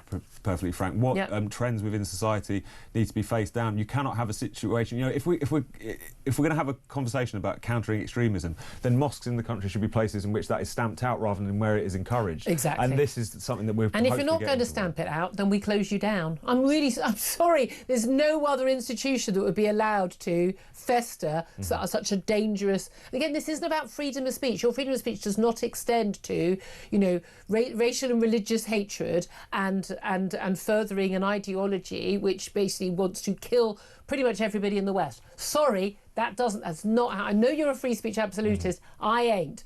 Anyway, 11:29 is the time. We're going to talk to Sheikh Wallace-Simons very soon. Get to your calls on Donald Trump, on this, on you call in, whatever you want to talk about. 0344 499 1000. Your call's up next. This is Talk.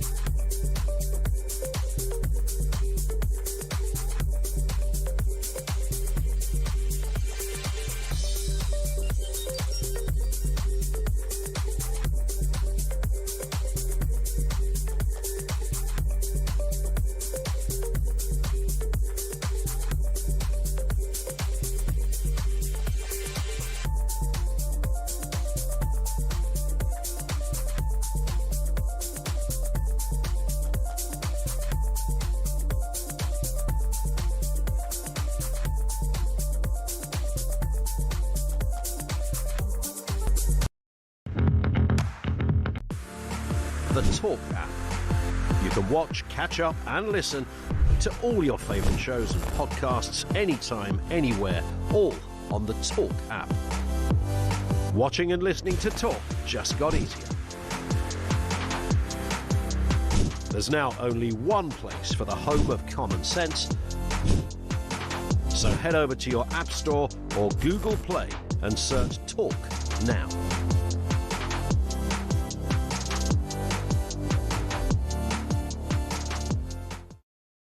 Across the UK, on DAB+, on YouTube, on your mobile, and on your side. This is Talk. Morning, welcome back to the show. 11:31 is the time. Let's get straight to your calls. Ashley's on the line in London and wants to talk about the BBC and Trump suing the BBC for, well, is it 5 billion? Is it 10 billion? What's 5 billion between friends, Ashley? Oh, well, I mean, what's £5 billion to take out of the public pocket to basically hide what the BBC are up to, I think is more the point, isn't it, really? Well, I think, look, I mean, they can settle with him because they don't want it to go any further. Well, they say they're going to fight it. Yeah, well, they probably will for a little bit, and then they're going to realise how much it's going to cost, and then they say, we've gone too far, let's settle it. I mean, the reality of it, look, I think Trump, as a person, can't stand the guy, right? I think he's an awful character, right? However, right, irrespective of what you think of him, he has a right to be portrayed in a way that isn't fixed by the narrative of someone cutting a tape to make him look bad. So I think if it was me, I look at it, if it was me, I would be sitting there going, I'm coming after you. You cannot make me look like this. But what you've said, right, if it was a little joke, right, you know, if someone's making him look a bit stupid by making fun of him, that's one thing. You know, you can all take a look at that and think, oh, shut up, get on with it. Right. When you actually look at doing something that incites some form of violence and makes it look like he said that is actually horrific. And you know, just a couple of people going, it should be the production company should have been gone. They should have fired a lot more firings. And if anything comes of this, if any good comes of this, would be that they realise that they've actually got to clean up their act. No, I don't think it will. They genuinely, they genuinely don't really think they do anything wrong, and they absolutely categorically. I had that conversation with Tim Davey myself. I talked about it on air. They genuinely do not believe that there is any bias at the BBC. They are utterly, utterly delusional. But yeah, I'm with you. I don't matter whether you like someone or dislike someone. They've got a right to be accurately portrayed. And again, if he had actually called for that insurrection, he'd have faced criminal charges already in America, and he has not. That's a bit of a giveaway, isn't it? Ashley, thank you for that call. Carl's on the line. He's in Liverpool. And Carl, you want to talk about the latest on the Bondi Beach attacks? Hi, Julie. Hi. Good morning. Morning. Yeah, what a god-awful attack it was. But what's really, not really surprised me, but made me feel sick to the stomach is all these people that are coming out on Twitter and whatever socials they have, you know, glorifying, chanting death and all this sort of thing to the Jewish community. I want all these people, Julie, I want them all locked up, because if people can get locked up when Labour got in for hurty words of such, these people are glorifying death and chanting for it. Now, these are the same people, by the way, that would want myself as a veteran to protect them if we went back to war. Oh, yes. These are those same people. So my point to these people was, if you don't shut up, you go to prison. This is how we need to be now. I believe in freedom of speech, but I don't think freedom of speech extends not in that way, Julia. I believe in freedom of speech. They're inciting and encouraging violence against people because of their religious beliefs. Now, I'm sorry, that's unacceptable in a free country. It is. And just another point on Sadiq Khan wanting to cancel that was just to let people know there was a vigil outside Parliament last night, and of course it was dark, you know, long before the vigil started. And we are told that the clipboard people working for Sadiq Khan tried to cancel it because it was dark. Yeah, well, that's just an excuse. That man needs to be kicked out of that job ASAP.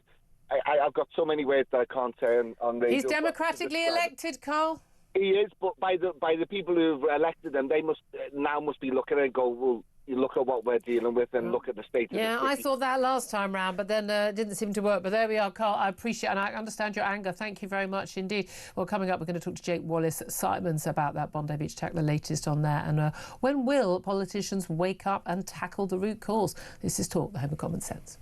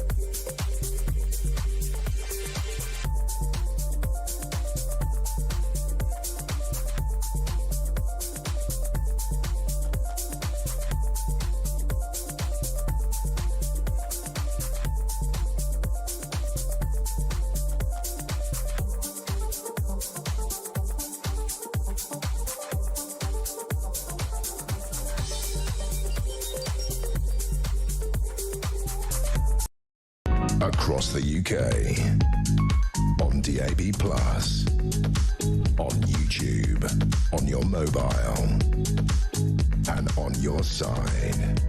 This is Talk. Back to the show, 11:37 is the time. Let's go straight to Jake Wallace-Simons now. He's author of Never Again, How the West Betrayed the Jews and Itself. Good morning to you, Jake. Good morning. Thank you very much, Steve, for joining us. Wish we were talking under happier circumstances, but obviously not in the wake of that Bondi Beach terrible attack. The aftermath of that, very predictably, guess what? The father and son, known to the authorities. It appears they have to fit the Philippines in the last month or so, possibly for some military training. The son, Naveed Akram, who's currently in hospital and has woken from his coma. He's been critically injured when he was captured by the police. It turns out, believed to have been influenced by Islamic State ideology. An ISIS flag found in the car along with improvised explosive devices near where they were shooting to innocent Jewish people celebrating Hanukkah on the beach of Bondi. Yet again, the authorities, they were aware of somebody, they were a concern, and then they decided they weren't a risk and carried on. This has happened time and time and time again around the world and indeed in the UK, hasn't it? Yeah, to me, it feels like the same things going on as happened with the grooming gangs, where the authorities were too worried about being accused of Islamophobia to actually take action against crimes that they saw were unfolding clearly before their very eyes. They doubted the evidence of their own eyes because they worried they were being Islamophobic. And I think that that's what holds us back a lot of the time in society, even though our police and security services do an absolutely brilliant job a lot of the time and have saved multiple lives, often in response to tip-offs from Mossad, it has to be said, which gives us a lot of assistance in countering these sorts of threats on our shores across the West. Nonetheless, there is, in our culture, there is this sense that we are Islamophobic unless proven otherwise. Yeah. And I think that people doubt themselves so much. I'm reminded of Kyle Lawler, the security guard in the Manchester Arena bombing, who saw Salman Abedi walking in with that heavy backpack and said, I can't stop him. He looks dodgy. I can't say anything because I'm being Islamophobic. And then, of course, 22 people were killed in that ensuing attack. So I think that people...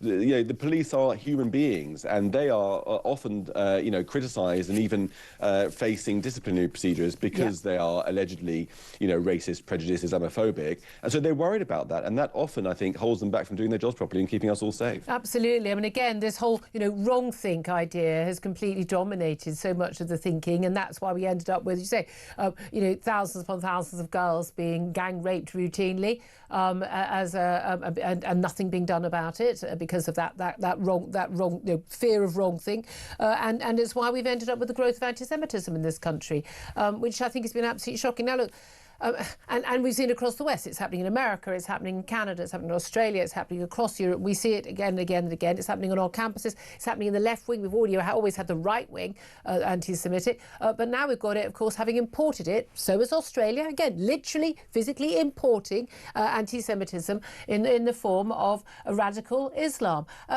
What do we do about it? Because we have 4 million people in this country who are of Muslim faith, and the vast majority of them will be living completely peacefully, minding their own businesses, getting up and going to work, taking the kids to school, just like everybody else.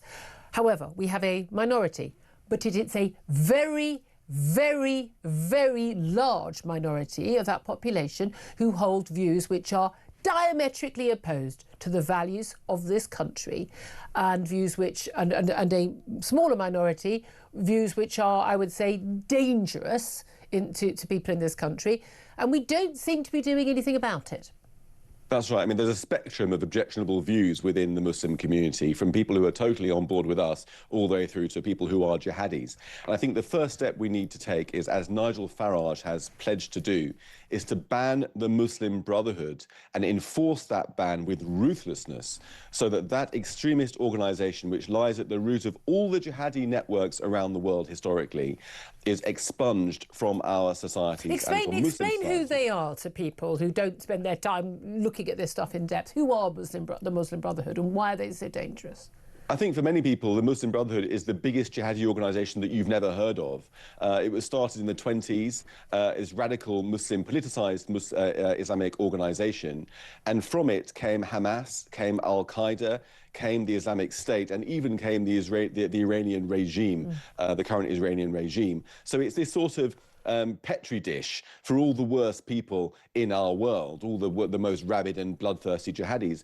And the thing is that its philosophy looks at overturning the West to impose Sharia law upon us, and only resorting to bloodshed if it has to in a last resort. What it prefers to do is get its people in positions of power and influence our politics, influence our civil society, influence our institutions, so that before we know it, they've dominated our society by using the levers of an open society against us. Now, it's important to say that this organisation is banned across the Middle East. It's banned in Egypt, it's banned throughout the Gulf, because they know how dangerous these people are. So all it's done is move its centre of gravity over to here in Britain and elsewhere in the West. And this is where it's trying to operate now. There'll be people who'll say that all just sounds like a conspiracy theory, Jake.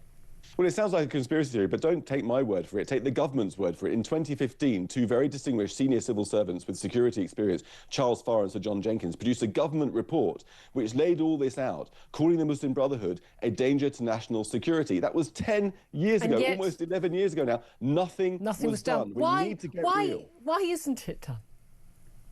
It isn't done. Well, I mean, the Tories, were about to do it before they unwisely called that early election, were dumped they had 14 from power. years. But they still had years upon years to act. I think that, the Muslim Brotherhood and their operatives are very good at making us believe that we are Islamophobic and shouting as soon as we try to criticise them, saying that we're being Islamophobic, using libel laws, using the laws of press regulators to stifle resistance to them while they continue their advance through our societies. And that's really cowed our politicians and prevented them from taking proper action. It is quite alarming, isn't it? And let's also talk about some other people who don't get banned, pro-Palestinian marchers, activists and others who celebrate. We saw the, horrific celebrations on our streets. October the 8th, already, in fact, even on actual October the 7th, after the attacks on Israel. We saw celebrations after the Heaton Park synagogue attack in which 2 people died. People openly dancing and cheering in the streets about this. We've seen these pro-Palestinian marches again and again. And yesterday, what a surprise, we did see, once again, activists chanting, "Long live the Intifada," hours after the Bondi attack, celebrating and cheering. This keeps on going on and nothing happens. Now, again, we talk about freedom of speech a lot on this show. There's a line that needs to be drawn, but I suppose people have a right to celebrate whatever they want, even if we disagree with them. But some of the marches, some of the chants, globalise the Intifada. What did people think it meant? It meant kill Jews worldwide. That's what's been happening, whether it's Heaton Park and Synagogue, or whether it's in Bondi Beach, or whether it's a Christmas market or whatever in Germany, killing Jews and killing the infidel. That's what it means.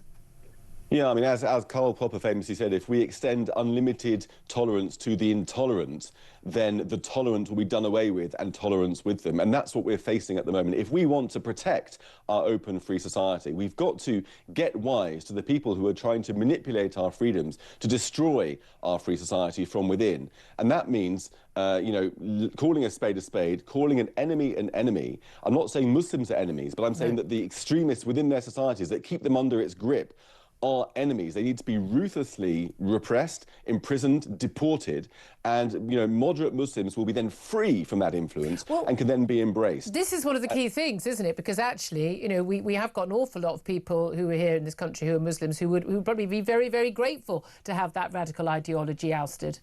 Look, tens of thousands, even hundreds of thousands of Muslims fought for our country in both the world wars, died for our country. There's nothing about Muslims that means they can't integrate and be on our side. Absolutely. They have been in the past, they will be in the future. But these extremists who are dominating their communities, intimidating them, preventing them from speaking out in our favour, and then presenting themselves as representatives of the community and trying to force through definitions of Islamophobia or anti-Muslim hatred, whatever, to prevent us criticising them and enable their advance through our institutions, they need to be stopped. Yeah. And the speed at which those demonstrations, anti-Israel demonstrations, began on October the 7th is testament to how organised and prepared they are. And we saw it again, as you said, in Oxford, just on the day of the attacks in Bondi Beach, chanting "Globalise the Intifada" in alliance with these idiot students at the most prestigious university in the world, coming out onto the streets, spreading their immorality and lack of ethics against our own societies. They need to be re-educated, to use a Marxist term. But first of all, we need to get rid of these extremists. Enough is enough. Absolutely. I mean, again, an awful lot of them, frankly, in our parliament right now, and supporting major political parties. The normalisation of many of these views, I think, is particularly terrifying. The Labour donor Dale Vince used to be on the show, hasn't come on the show for a while. Don't know why he's for it, but there we are. He's provoked something of a backlash. Calls for Keir Starmer to denounce him and to just hand back his money or refuse to take more money. He gave more than £5 million to the Labour Party in the last year. He said that anti-Semitism had been fuelled by Israel committing genocide in Palestine, and he basically appeared to blame Israel for the Bondi Beach massacre. Commenting on the shootings in Australia today, he said Netanyahu said anti-Semitism spreads when leaders stay silent. And he writes, nothing to do with Israel committing genocide in Palestine then. Netanyahu wants anti-Semitism to be a thing. It validates him. He acts to make it so. I mean, he goes, and if anti-Semitism is rising in the world today, then surely on any rational analysis, the biggest single cause of that will be the genocide in Palestine. I mean, it's Gaza. It wasn't a genocide, isn't a genocide, but also anti-Semitism has been on the rise for a much longer time, and that anti-Semitism was blatantly on display before a single rocket was fired by the IDF. But this blaming of Israel for the acts of gunmen on Bondi Beach against Jewish Australian Jews, that is anti-Semitism by any stretch of the imagination, is it not? Well, listen, Mr. Vince, anti-Semitism was a thing long before Netanyahu was born, I can tell you that. For thousands of years, the Holocaust was a thing before Netanyahu was born. You can't blame Netanyahu for anti-Semitism, and you can't blame Israel's attempts to defend itself for the backlash or as for some sort of spurious backlash against Jews. The fact is that anti-Semitism always starts with demonization of Jews. Once you make them out to be demons, then any kind of moral society has to deal with them by rubbing them out. That is the logic of Hitler. He said that Jews were a cancer they had to be got rid of because of the effect on our societies. That was the logic of medieval anti-Semites, saying Jews killed Christ, they're a bad influence, we've got to get rid of them. And if you wrongly say and falsely say that Jews are guilty of genocide, you're doing the same thing as Hitler did. You're exaggerating any normal war into an act of depraved evil. You're casting Jews as genocidal, as satanic, and then the next step has got to be to erase them. So ironically, Dale Vince is doing exactly what Hitler tried to do, which is to demonize Jews as a prelude to their destruction. He's justifying the terrorist attacks against them by demonizing them. That's exactly what Hitler did. But again, it's okay to shoot a 10-year-old girl on the beach in Australia, because of Israel, because of Jews. I mean, don't make it a thing. Sorry. I wish you'd stop making it a thing, Jake. You're just making it all up, aren't you? Jake Wallace-Simons, so appreciate you joining us. I really appreciate that, your time. Thank you very much. 11:50 is the time. Listening to all that is Tom Slater, editor of Spiked Online. I mean, I think Jake has been fantastic on this, and his book, Never Again, is absolutely brilliant. And he's been a long-time foreign correspondent as well. He knows his stuff. But it really is extraordinary, the normalisation on universities, in Parliament, Labour Party donors like Dale Vince, and frankly, BBC, we come back to them again, just normalising stuff which is blatantly nice and subtle sometimes, blatantly not subtle many other times, anti-Semitism. No, absolutely. And it was on the rise well before October the 7th. Hi, Corbyn. Quite. Even before the horrific events of that pogrom in southern Israel, Jews were being menaced by this growing anti-Semitism, predominantly Muslim anti-Semitism, but not exclusively. Again, even before the horrific events of that day, Jews are 0.5% of the population in this country. They were the victims, a quarter of all religiously motivated hate crimes. Tells you something. Absolutely. So this is something which has exploded since, but the writing's been on the wall for some time, and people like Jake just weren't listened to. When exactly. Coming up, we're going to take a quick break. Then we're going to be talking about the millions of drivers who've been wrongly fined for speeding on motorways and A roads because of faulty speed cameras. We're also going to be taking a closer look later on at the sentencing of the Liverpool parade driver Paul Doyle after those extraordinary revelations in the court summing up yesterday. This is Talk, the home of common sense.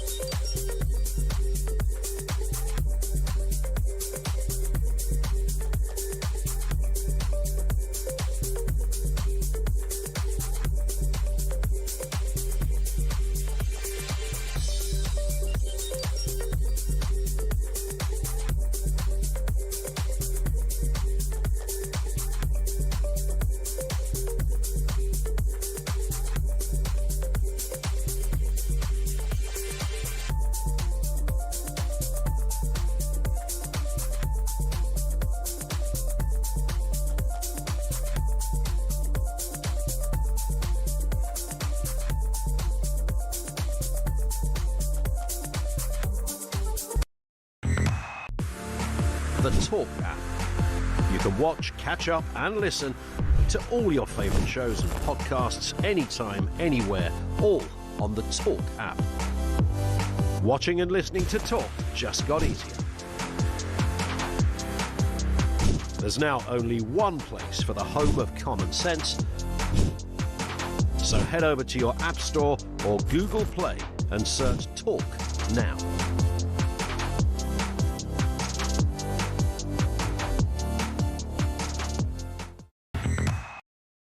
Across the UK, on DAB+, on YouTube, on your mobile, and on your side. This is Talk.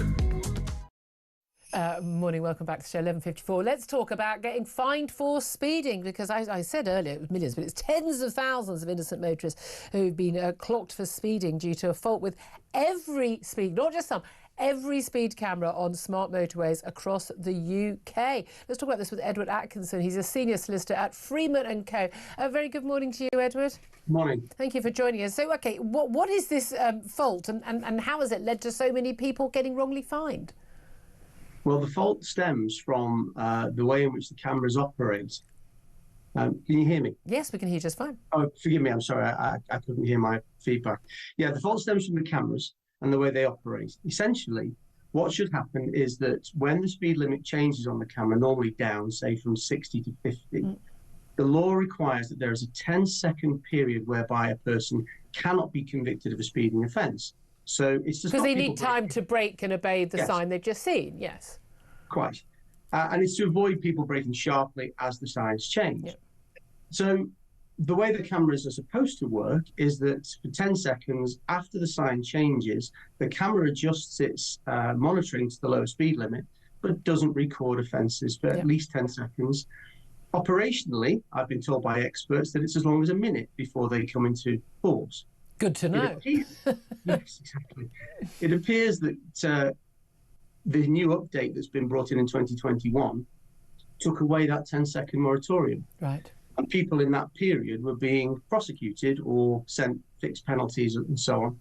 And of course, members of the public, when they get a notice, they trust the police and they trust the authorities that what they're being told is accurate. Yeah. And they act accordingly. So how did we find out, or anyone find out, that there was this issue? Did the authorities just fess up, or did someone challenge it in court and found out?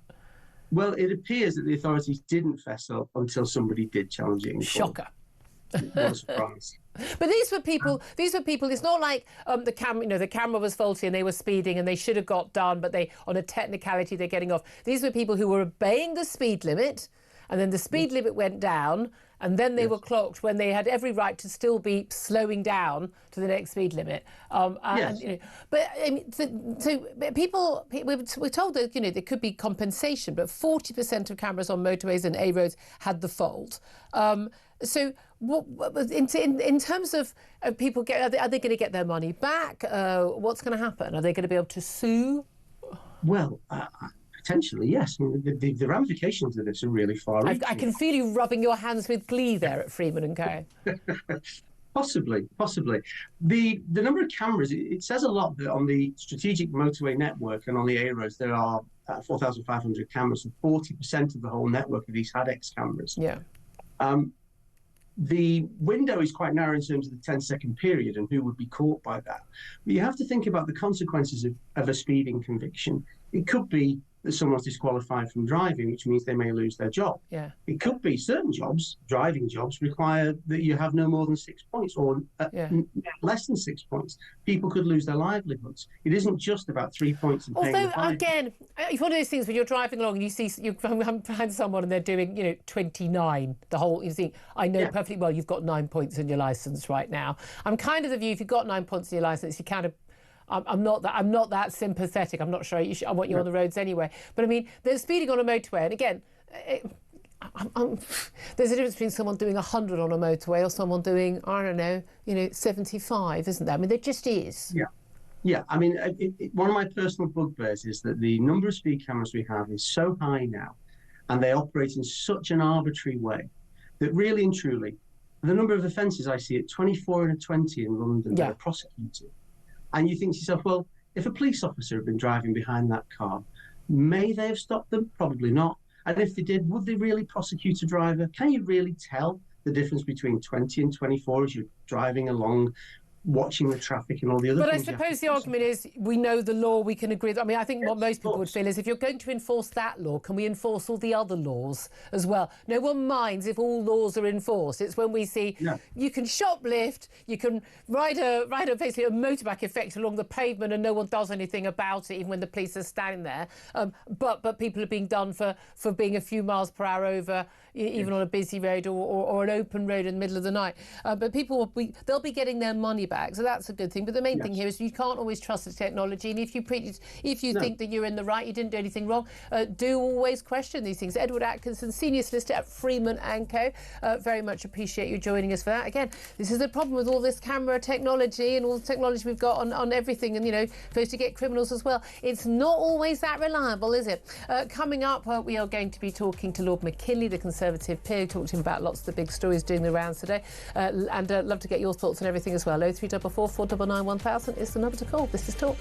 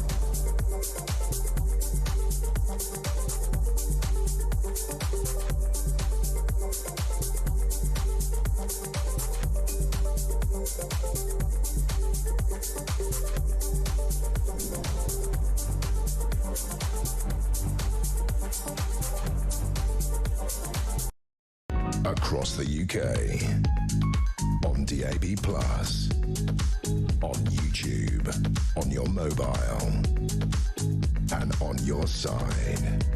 This is Talk.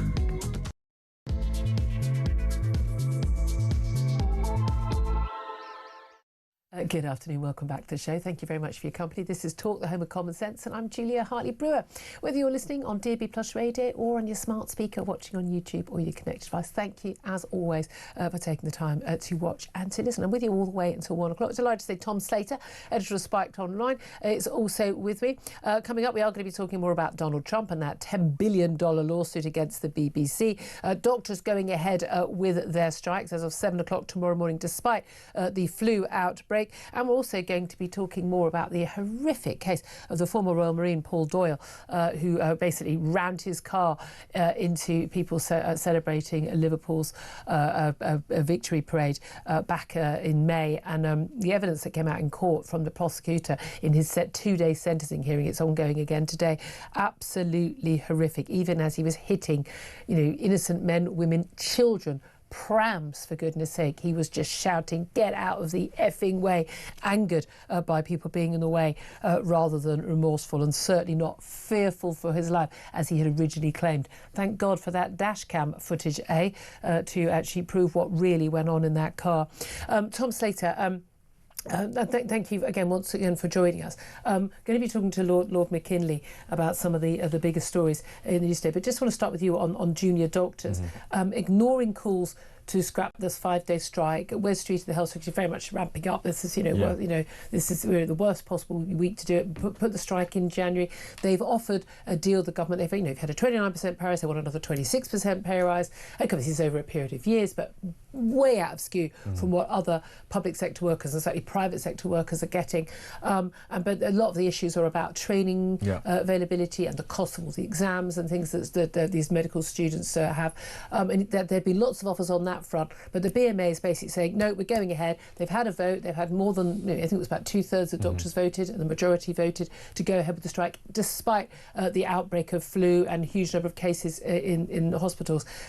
Is this? I mean, is it fair for the doctors to continue to strike as they've chosen to, or is it now morally wrong for them to do so? I think it's unsustainable. I think it's clear that they haven't been able to land the case with the public or with enough even of the health service. I mean, if you talk to people who work in the health service who aren't, resident doctors or junior doctors, what we're supposed to be calling them these days, they feel like they're trying it, to put it lightly. And it's one of those things where, are there some legitimate grievances in there? Absolutely. But at the same time, having had that near 30% pay rise not too long ago, given the fact that many other people, even in the public sector, let alone the private sector, as we've been talking about the disparity in pay growth between those two things, have not received the kinds of rewards that they have, it's people's patience is wearing a bit thin. And it's an unfortunate reality that when it comes to industrial reaction in the health service, it will have a particular impact. It will cost lives. It continues to go on because people do have the right to strike. But there is an extra moral responsibility, therefore, surely, to ensure that it's not something which is either frivolous or doomed to fail. And it's feeling like it's certainly the latter. I think there's a big question mark just about they're doing their own PR very badly as well. Tom Slater, thank you for that. Well, let's talk about that and many other topics now with my next guest, Conservative peer, as was the Conservative MP, now Lord McKinley. Very good afternoon to you, Craig. Well, all the greetings of Christmas to you, Julia. Thank you very much. I've got my Christmas tree behind me. I didn't have it yesterday. We were talking about Bondi Beach, and I felt I'm not sure a Christmas tree is where I want to go. But today, I think we're a bit more chirpy about all the disasters going on in the country and in the world. But it's a very welcome season's greetings to you, good sir, too. Let me ask you about the doctor's strike there, because Wes Streeting, I mean, he's not pulling his punches, the health secretary. He's basically talking about, this is the political, the prospect of, he said they're not going to, it's political not to say they're going to ban strikes, but he has basically said that we are looking at a moment of maximum danger for patients. There's no doubt when there are doctor strikes, patients do die. We've got a flu crisis ongoing, lots of ramping up of that. What do you make of the decision to go ahead with that strike? Well, Wes has been fairly robust, and if you recall back before the election, they went to the electorate saying, "Oh well, we will solve all these things because we're so nice." So it was and it was so easy. And easy. They threw 29% at the junior doctors, resident doctors, or whatever the old money was, and 29% over a 2-year package, and still they're on strike. Now, I just ask myself, you've got 15,000 youngsters who had some very, very good A-levels, who would have loved to be in their shoes and training as doctors. There are no shortage of people who want to do it. These young doctors knew the pathway they were on, and they also knew that they would get better and better pay over time as their career progresses. They would be building up a beautiful gold-plated NHS pension. There is nothing hidden about what they got themselves into. They have a right to strike, but I wonder about their moral fibre now. They know this is a critical period. We've got flu problems. We do every year. The volume of beds are pretty much full up. And we're in the prospect now of older people not being released for Christmas. They could be spending time with because their there's not going to be anyone to sign them off. But there has been quite a lot of catastrophising, I think, about what's going on in terms of the flu, epidemic. I mean, look, we get flu most years. When we don't have COVID, we get flu. Back only 7 years ago, 25,000 people sadly died of flu. This is what happens, I'm afraid. And we should always be very careful not to infect our, elderly loved ones. We know children are also at risk from flu in a way they weren't from COVID. But there has been a ramping up and a catastrophization. Oh, the NHS is close to collapse and the doctor's striking. There's a lot of politicisation around this as well. Well, yeah, we're seeing a lot of those hyperbolic sort of language and ridiculousness that we saw at the early days of COVID. Oh, yes. Schools closed. Are you wearing your mask when you go on the public transport? I haven't worn my mask and I don't intend to. But you've got the masks are back. And they're being seen a bit more regularly. I mean, if people want to wear them, do what you like in life. But I mean, we're getting a similar sort of state of hysteria and language. And yes, we have got a normal flu outbreak. And the figures are, you've got that peak, but it's no more of a peak than we saw in years past. But yes, of course, Wes has reached for that. And I don't blame him for trying to reach for a lever of trying to pluck the heartstrings of these resident doctors to say, please, we're here to help. We respect what you do. We love our NHS or whatever we're calling it this week. Please just do the decent thing that you trained for and have some thoughts for the people you're meant to be supporting. So on a moral basis, quite frankly, Julia, I am appalled by what. I'm wondering whether you were appalled about the BBC deciding to just, let's face it, make up what Donald Trump said at a speech in Washington on January the 6th, 2021, after he was claiming that he'd had the 2020 election stolen from him. That was a false claim, of course, but the BBC seemed to think that's somehow a justification for their entirely false claim of splicing two different clips of his speech together, 54 minutes apart, for a panorama documentary that went out just a week before the 2024 presidential election, which, of course, Donald Trump won. He has now announced that he's suing the BBC. Various court documents say $10 billion or $5 billion, but it's $5 billion certainly for defamation, another $5 billion on another case. But he talked about $1 billion previously. No one thinks he's going to get 5, 10 or $1 billion. The BBC say they're going to defend themselves. Should they settle? Should they spend a penny of licence fee money because they don't have any money that we haven't provided to them, defending themselves on this? Well, I tell you what, Julia, I mean, what they did was gratuitously foul. This has been some clever little cabal within the BBC have thought, aren't we lovely and clever? And they've spliced together two completely bits of film to make it sound like he was sort of promoting a riot, which in the cold light of day now, he obviously was not. And the fact that it was broadcast just a few days before an election in America, and, let's be very honest, the world does not have borders of where output goes anymore. It goes everywhere. It was foul and disgusting. And do you know what I'm most annoyed about? Is that they're now resorting to our BBC, a bit like our NHS, as if this is some national treasure that can do no wrong. Do you know what I'm really annoyed about? Is that the BBC could have been a real global player, a go-to place for proper news that's independent and all of those good things that the BBC charter. And they threw it away. But they've thrown that away, and people like me who've always supported them are now in the realms of saying, do you know what, BBC, I'm sorry to say, I think your time has come. If this is the best you can do and you can't clean your act up, then perhaps it's time for your demand. But their defence is, look, it was an independent production company, being one editor, they weren't aware of it, although we've seen, the most senior figure, the Director General of the BBC, Tim Davies, gone, and also the Director of News at the BBC as well. But whenever they talk about this stuff, and senior figures, they insist there is no institutional bias in the BBC. They don't think they've done anything wrong. Their defence is apparently going to be that, well, we expect from what lawyers are saying that, well, it didn't actually damage his character because, look what he's already said in terms of, basically rousing Trump supporters against the election result. I mean, if they don't think that what they did was a problem, even though people have resigned, but because there really wasn't any choice but to resign, then there's no hope that they're going to change, is there?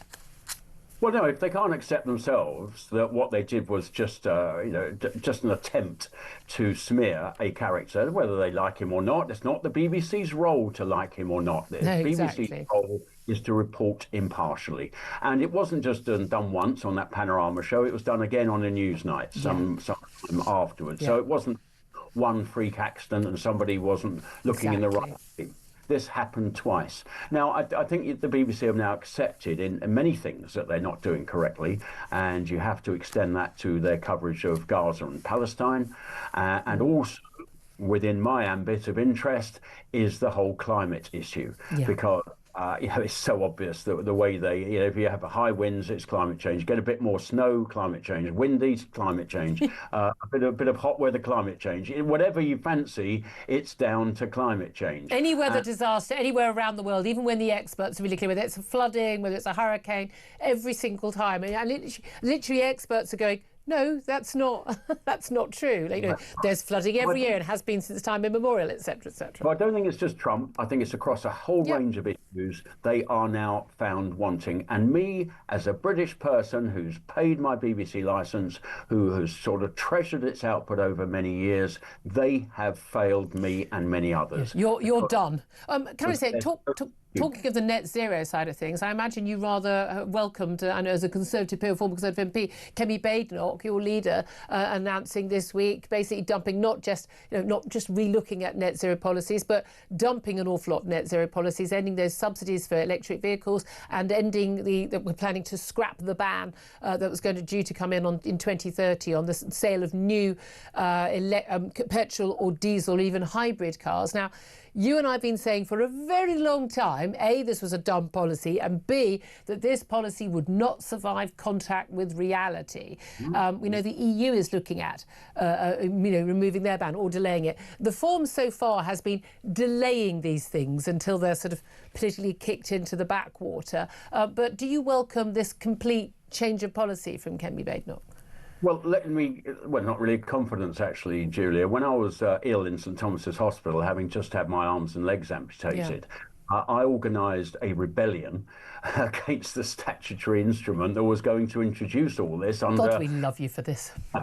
And it was the biggest rebellion under Rishi's regime to actually try and stop this ridiculous ban on normal cars that we all know and love, and introduce EVs as a compulsion. Isn't it strange? Here we are. The Conservative Party has changed, and I'm very pleased that it has on many issues, ECHR, many of the net zero issues, and here we are with EVs. And it's funny, if they'd changed before the last election, they might still be in power. Well, they might well have been, but it's funny, isn't it? It's reality always wins at the end of the day. I haven't got anything particularly against EVs, but they should be like any other product. If they're good, they'll sell themselves. Exactly. If they're not very good, I won't buy one. And how much do you trust Kemi Badenoch's version? I tweeted about this when the government, the Conservative Party, put out this policy change, and I went, come on, you were the guys who brought in the ban. That's the thing. It's very frustrating. Did get a personal message from someone very, very, very senior in the Conservative Party saying, oh, but hold on a minute, Kemi Badenoch didn't support a lot of these policies in government. Well, she did speak out on something, some things were leaked, but was she enough of a vocal opponent to these policies, either within Cabinet, as far as you're aware, or campaigning outside, to actually try and change these policies? Because a lot of people feel like it's all very well, so now you're basically taking some scraps from Reform and following their policies. Well, taking some scraps from McKinley, say. Let's look at that.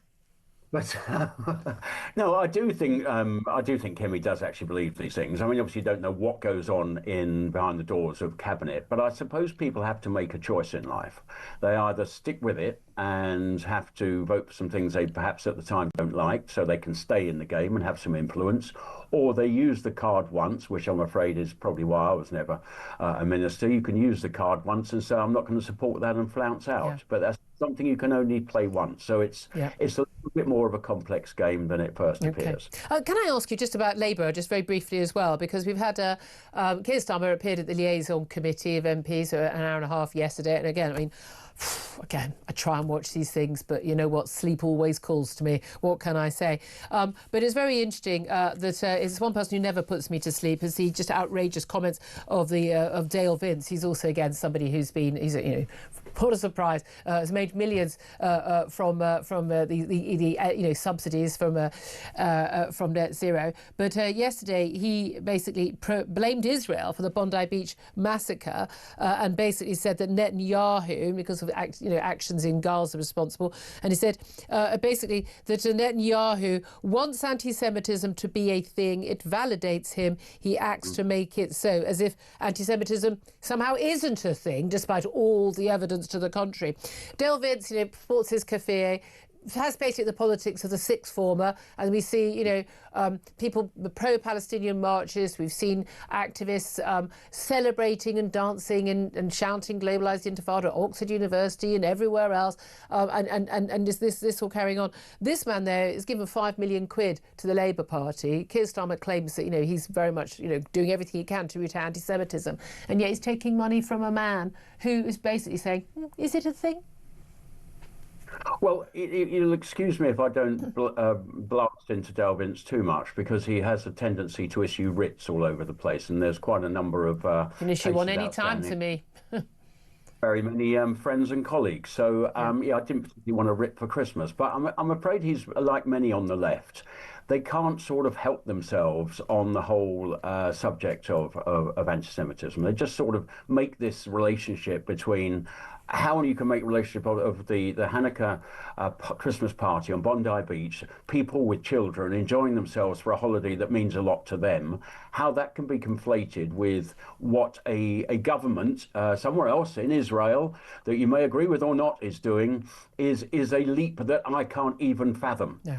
But I'm afraid we do see this with the left, and Dale Vince is obviously of the left because he's given £5.5 million to the Labour Party over recent years. I can only guess much of it made on the back of a lot of net zero stuff. So we got a lot that we don't agree on, myself and Dale Vince. We've been on media shows together, had various shouting matches about net zero, but I've avoided a writ thus far. But I had this in my constituency. We had a factory, an arms factory, that was Israeli owned, and many of the same sort of characters with their their daft scarves on were doing demonstrations, smashing windows and all the rest of it. And I just, for many companies, and I put Ben and Jerry's in a similar sort of camp, they can't sort of help themselves. Just sell damned ice cream, and Dale, just sell your electricity and whatever other companies do think they need. Was it Budweiser and their whole ridiculous transit they put their feet into? We're not interested in your politics, but I think they've got a right to do it. But we've got a right to call them out on it. Enjoy your products. If you want to do politics, stand for election. Lord McKinley, Craig McKinley, Conservative, thank you very much indeed. 12:20 is the time. Tom Slater's listening to all that, editor of Spiked Online. I mean, it's not the biggest story of the day. Again, I kind of want to slap myself in the face for sort of any conversations we're having about what Donald Trump has said on social media or what Dale Vince has said on social media. I mean, but it does matter, because these are sort of grown up supposedly in the room, and they lead they mainstream views, and Dale Vince mainstreaming this view that anti-Semitism not actually a thing. It's kind of invented by Netanyahu because Jewish Israel victimhood. I mean, seriously? Mm-hmm. And he's been rightly hauled over the coals for it. And just because it's on Twitter doesn't mean it's not a significant public intervention from a very influential person. I just wish there weren't so many people who make that leap, as Craig was talking about. There weren't so many people. Useful idiots, let me call them. And this is the thing. Sometimes it's an idiocy, I think, is the point. Because there's a difference in having a different opinion on things, isn't there? And then you're actually making arguments. If you're saying there's a genocide in Gaza, you're an idiot, because the facts are very clearly against that. And it's one of those things where even if they've stumbled into this issue and this conflict a little bit late in the day, the amount of conviction, let alone nonsense, let alone dangerous nonsense, which is being spewed by people who should know better, at least to say, you know what, maybe I shouldn't hold forth on this because very important issue. Indeed. And yet and people don't have that filter, do they? And I do wonder about, Keir Starmer and his, he talks a good game, and of course his wife and her family are Jewish. And he does talk a good game. But I'd given a speech outside Downing Street after the Heaton Park synagogue murders, talking about, there's only one person who could do something about a lot of this, and it is Starmer. And I do just think, people can talk a good game. So you can talk a good game about defending Ukraine, you can talk a good game about tackling anti-Semitism, you can talk a game about tackling violence against women and girls. If you don't actually do anything practical, when, the people who are telling you, here are some really clear practical things you can do and spend money on that will make a difference, and when you don't do them, and when you accept money from people who go around sporting kafir, and I mean, you can wear what you sodding well want, but but when you're just playing student politics, dangerous student politics. And bearing in mind, let's not forget that Keir Starmer spent 3 years as Shadow Brexit Secretary, 2016, 2019, basically quite happy to try and elect Jeremy Corbyn as Prime Minister of this country. And imagine how dangerous that would have been. Do you think a lot of this wariness of Keir Starmer to actually do anything? The liaison committee, if anyone was able to stay awake for it yesterday, being questioned by select committee chairs, his constant refrain was, well, you can't get anything done, you pull a lever and nothing happens. And as one of our guests earlier pointed out, Tony Blair complained about this. You can't get anything done. This is why Prime Ministers routinely love to go to foreign affairs, because you can do things, you can grandstand, and it's so much easier than domestic politics and the nitty-gritty of cutting welfare spending or sorting out the NHS or whatever it is. And he complained about this almost exactly a year ago, exactly the same thing. You can't get anything done. But you've got a massive majority in Parliament. You can get anything done you want to get done. That's the whole point of getting a big majority. That's why a lot of people want, reform, if they either get a big majority or they work with the Tories, to be able to have enough of a majority they can get stuff done and move things on. How much of this do you think is that he is so wary of upsetting anybody in his party, or any backbenchers, or even his own cabinet, because he's so weak right now? Lots of talk in the papers at the weekend about this threat from Andy Burnham, the King up north, the Mayor of Greater Manchester, and the possibility that he could now, with his allies on the National Executive Committee, Lucy Powell, the new deputy leader of the party, and others, that he will be able to get himself a seat ahead of or at the local elections in May, and then at that point he's back in Parliament. He can be an alternative leader. No one seems to think that Keir Starmer's going to be still here next summer. No, not at all. I mean, and the only thing that would really kind of helping him is the lack of viable alternatives. So Andy Burnham potentially throwing his hat into the ring changes that. Although twice rejected by Labour Party members. Well, quite, but there's the fact that we're talking about Andy Burnham and Ed Miliband is quite fascinating, isn't it? Two people, one person who did get the leadership and then failed miserably at an election, another person who tried and failed twice to just take the crown. So it's that's the calibre we're looking at, folks. Absolutely. But with Keir Starmer, I think we're now looking at plain old ineptitude as much as anything else. He seems like he knows what he wants to do, but he just seems incapable of doing it. Even if what he wants to, even though what we know that what he wants to do is either insufficient or actually actively damaging, he can't even do that. So that says a lot about him, I dare say. Absolutely. 12 measuring what could be worse after a while of deluge. 12:25 is the time I'm going to take your calls. Lots of you calling in about the BBC and Donald Trump, and also the doctors' strikes as well. Get your calls on 0344 499 1000 to have your say. This is Talk.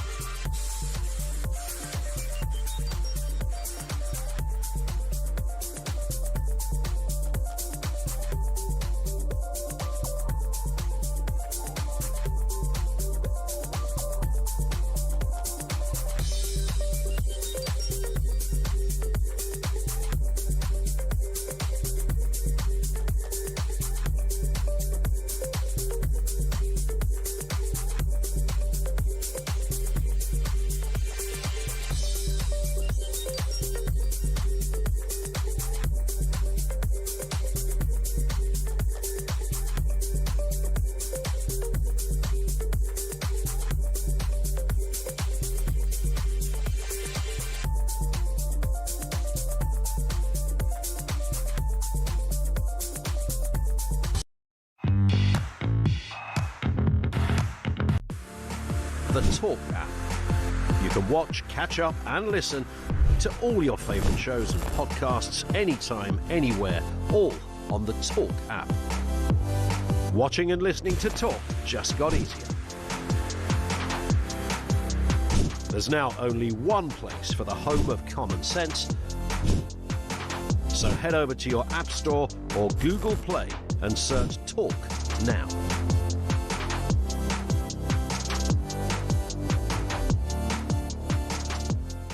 Across the UK, on DAB+, on YouTube, on your mobile, and on your side. This is Talk. Good afternoon, this is Talk, the home of common sense, for me, Julia Hartley-Brewer. Let's get straight to your calls. So 344 499 1000 is the number to call. James has got in touch from Leicestershire. You want to talk about the Trump defamation suit against the BBC. $5 billion defamation, another $5 billion more added on.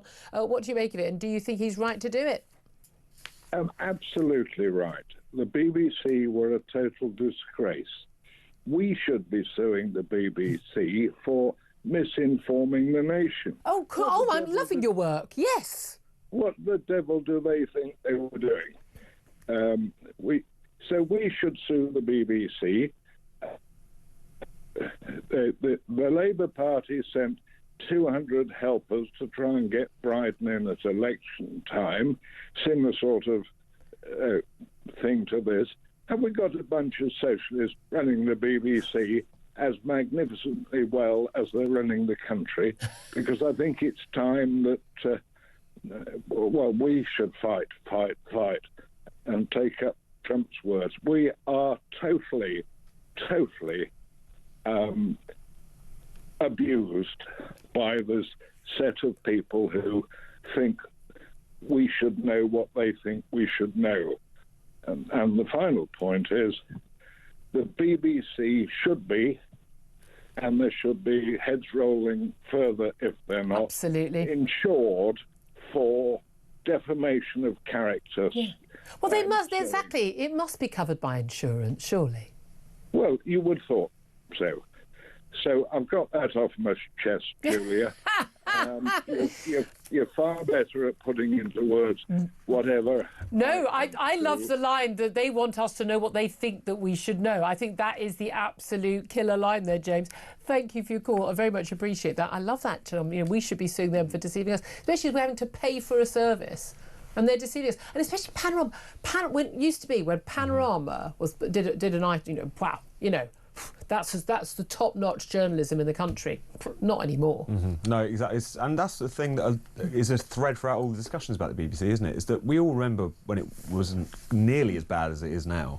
And there's always been problems with a kind of soft liberal bias and so on. But it's just, particularly since 2016, Trump, Brexit, BLM, it's just become increasingly kind of warped and radicalised in a way that many people don't even remember from 10 or 15 years and here's the thing, they're the radical, they're the extremists, not the rest of us. We are the moderates. They think we're far right. They're just so far to the left. Quite a few messages coming in on this as well on text and tweet. Oliver says, Trump's lawyers will have so much material demonstrating how biased the BBC is that the trial could take a decade. Callum says, to our lefty friends, please make sure you keep paying that TV licence. I want Trump to get every penny he's owed. Trouble is actually not people of many different political persuasions still paying the licence fee. This is the best thing ever for the BBC, says Steve. And Blake says, Trump is doing everyone's dirty work for them. Mary says, not only did they lie about Trump, they also made so many mistakes in their Gaza reporting. Mary, not mistakes. Not mistakes. The sad part is that people are paying for this garbage. We should be holding the BBC and the Labour Party accountable. Joe says, go get them, Donald. Me and the rest of the country 100% behind you. And Sam says, he should have started in the hundreds of billions. Jane says, good for him. I hope he bankrupts them. Let's go to Jason now. He's on the line, wants to talk about doctors' strikes. Jason is in Wiltshire. For those of you who don't know, he's got a special interest in doctors because my mum was his GP. Good afternoon to you, Jason. Good afternoon, Julia. Thanks for taking the call this afternoon. Always love to talk to you. What do you want to say about the doctor's strike then? It's going ahead, 7 o'clock tomorrow morning. Yeah, quickly before I have my rant and rave, because it gets cut off at the end. It does not get cut off. Oh, well, it's, thanks very much, and that's it. But I would just quickly like to, obviously, I won't speak to you at the end, but obviously wish the Hartley-Brewer clan, including Hartley-Brewer Senior, a Merry Christmas. Thank you very much. thanks for everything you've done in 2025 on your shows, because they've been absolutely brilliant. You're very kind. Well, thank you for listening and all your contributions. Yeah, Talk Radio won't be the same without you. But at the end, if you want to ring me, I do take... I'm not leaving, by the way. I was going to say, I do take credit card and debit card and also backs for those compliments. Excellent. Get to your point about doctor strikes, or I will cut you off. Yeah. No, I'll just say these bloody doctors, I really do not know what they think they are. Yes, they've been to college and got a medical qualification. They're still in hospital. They've gone to a hospital. They're still undergoing training. They don't completely work on their own. They do a lot of the time, actually. Okay, well, they do, but they are still undergoing training. So they're the equivalent of me when I was a mechanic. I've been to college and got my papers, but I haven't got the experience. I haven't got all the... Some of them have got more than 7 years' experience. But also they haven't got some of the advanced qualifications of what other doctors do. Yep. We have nurses that got a 5% pay rise. These junior doctors just got a 29% pay rise. They now want another 26. Yeah. The government has offered them a 6% pay rise, I think it is, and also to help pay for extra training for them. They don't want to do that, but then they're moaning how much their training costs. Seeing something on the news this morning, all I saw was a load of spotty little oiks stood there saying, we got to work 72 hours for 49,000. But to me, that actually works out. I got a grade E in maths at school, but to me, that works out. I think they're under minimum wage at £49,000 a year. I think they point up, and by the way, that's their basic wage. They do get some overtime. Now, you're quite right. I'm going to cut you off because you yapped on for so long at the beginning. I don't have time to carry on with the call. I've got to go to a break. Jason in Wiltshire, thank you very much, and a very happy Christmas to you as well when it comes. 12:34 is the time. Up next, going to talk to an NHS doctor who supports the doctors going on strike tomorrow at 7 a.m. Stay tuned for that. This is Talk.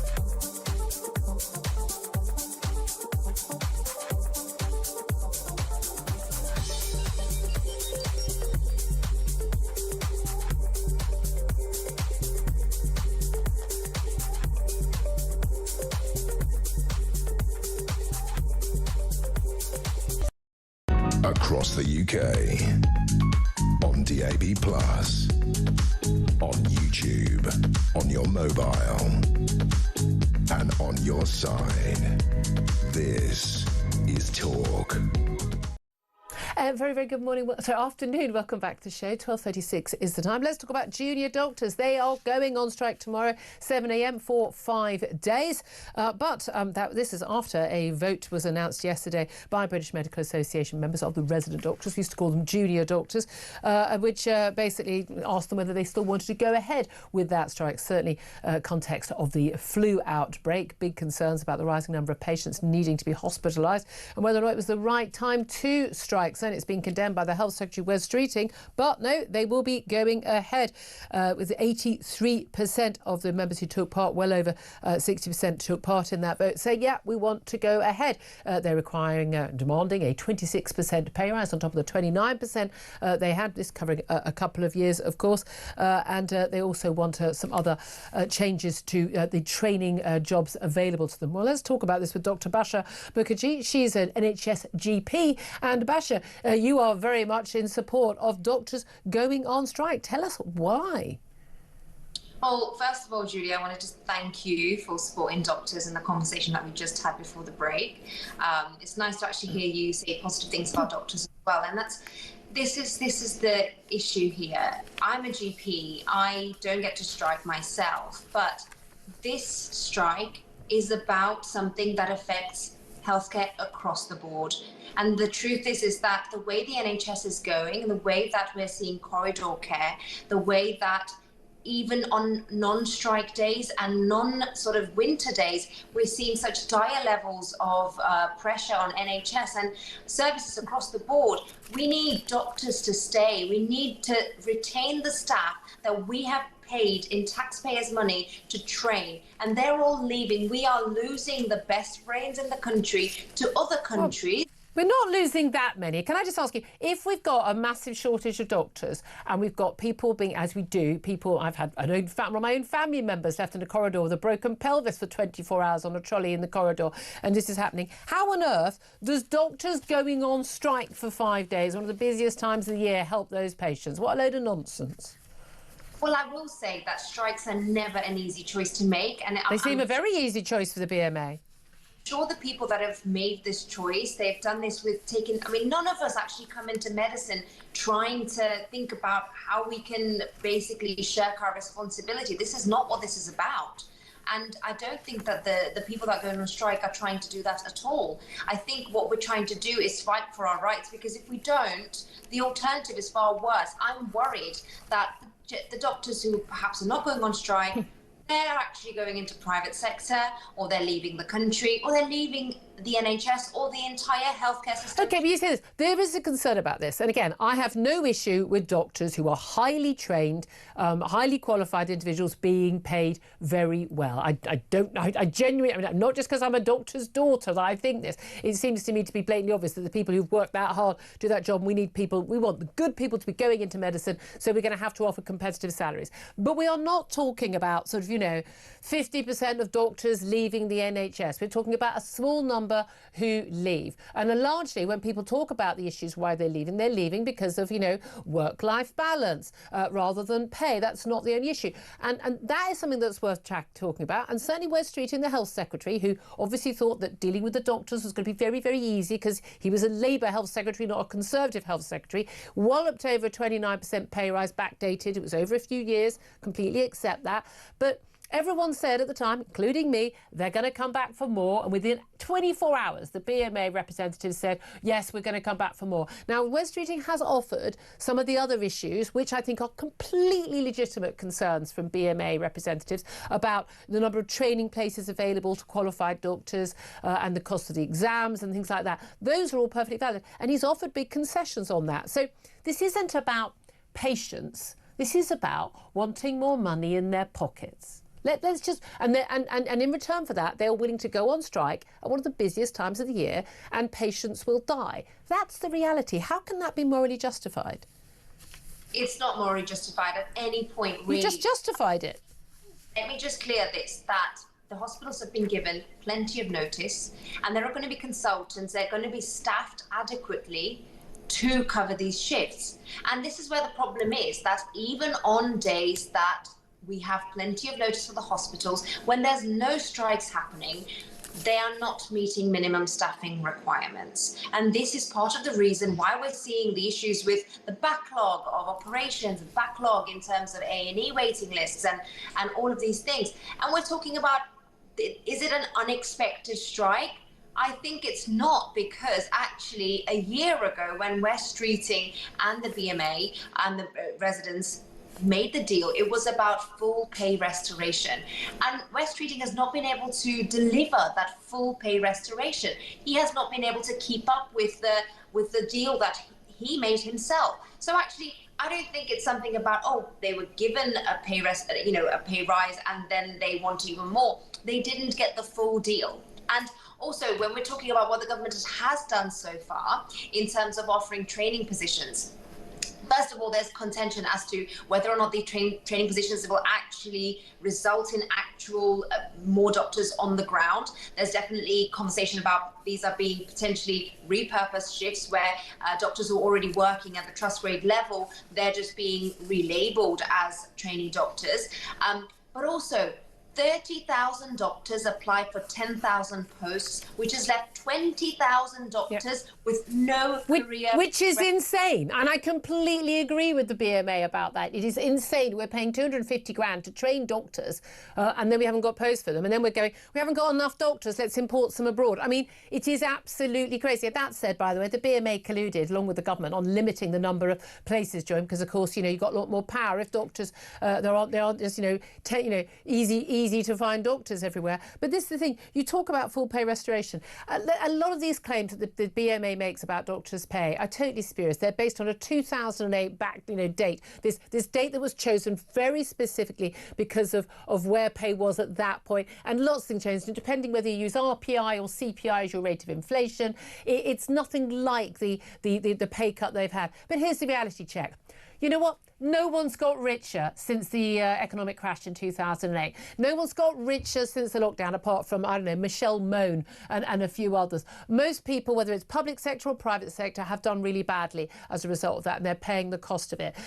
Doctors carried on working throughout all that, and they had some pretty good job security, and they've got good pensions as well. An awful lot of this, other people might say, I'm sorry doctors have lost some of their pay, but you know what? So has everyone else. You're not in a worse position than anyone else. Nurses got much lower pay rise. Soldiers, police officers, other people who also do life-saving work. Frankly, get the hell over yourselves is what a lot of people are now thinking. And sadly, they are getting the hell over themselves in the wrong way. And this is what I'm really worried about, that the ones that are left in the NHS, they're getting so burnt out by the sheer pressures. Oh, this is this burnt out nonsense. My mum, when she was training, would work 72 hours over a weekend without a break. This is nonsense. This is since the time that I was a resident doctor myself. We weren't meeting minimum staffing requirements. So absolutely, we had to do 2-3 members of staff's jobs alone. And yes, we were talking about it. They're not, resident doctors don't work by themselves. They absolutely have to. And thank you, Julia, for actually agree on that point that, yes, we absolutely have to work in conditions where we're not sometimes well supported.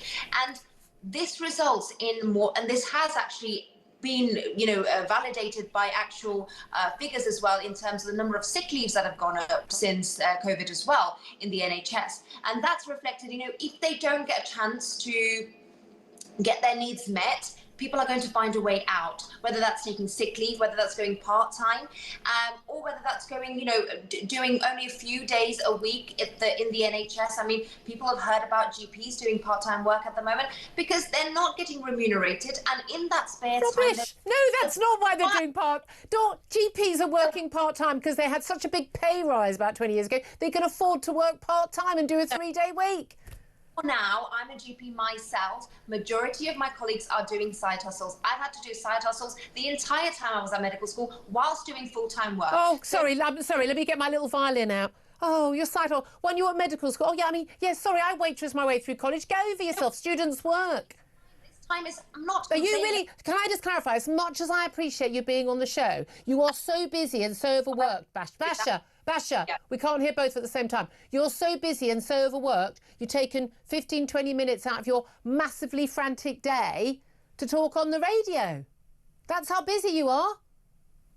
Well, I'm not going to talk about what I'm doing with my time. Let's go back to the point here. The point is that it's not just about complaining about doing the side hustles. It's that time, if the NHS were to pay doctors better, that they would stay at work and not try and do part-time and other work elsewhere. So this is what I have issue with, that we are competing with other countries, we are competing with other sectors that are going to lure our doctors away. Most doctors are not leaving the NHS, and they're not, I mean, I'm sorry, if they want to do extra work, I think they do some private work. People are going private. People are using their life savings to go private because they're waiting so long on the NHS. But actually, we had some moments of agreement, some moments of disagreement. We'll wait and see what happens with this strike. You get back to work, treat some sodding patients. Stop talking to me.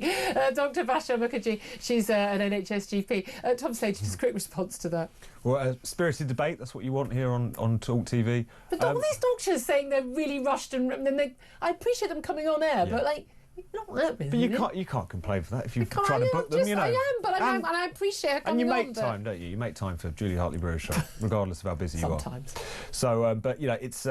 as ever, legitimate grievances, are the tactics correct and are they going to win the day? Yeah. Almost certainly not in the latter case. Well, you know, we know dentists are going to be paid a bit more to do some of their work. Nice of them to actually bother doing it after we've paid to train them. Just to remind you about it, Dale Vince, we were talking about earlier, just to cover ourselves legally, I just want to make Very clear, important. because apparently Lord McKinney was saying he's very litigious, and I personally don't care.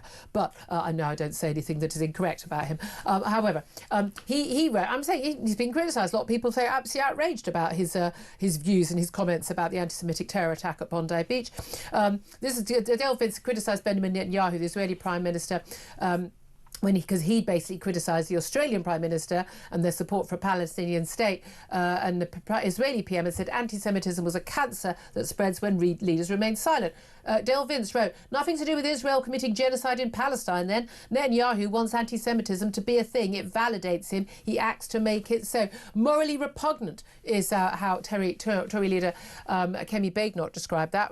Dale Vince did issue a subsequent post on X, just sort of justifying and explaining himself. So I'm just going to give him the benefit of reply here. He wrote, to be clear, Netanyahu blamed Australian government policy for the terror attack at Bondi Beach.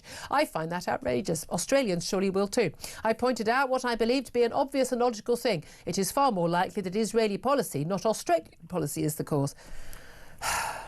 In due course, we may find out as one attacker is in custody. I very much doubt he will cite Australia's recognition of Palestine as his reason for attacking Jewish people.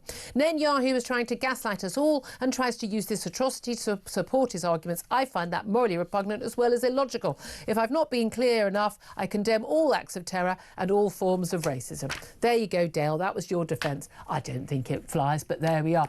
But that's just to provide his response to the outrage from his initial post. Coming up next, we are going to talk about the sentencing going on right now of the Liverpool parade attacker. That is Paul Doyle. Some extraordinary evidence being presented in court yesterday. Of course, he pleaded guilty on the second day of his trial. We never had a full trial, but he is being sentenced in court. Has been warned already that he will be facing a very tough sentence. That's up next with Mike Neville, a former Met Police DCI. This is Talk.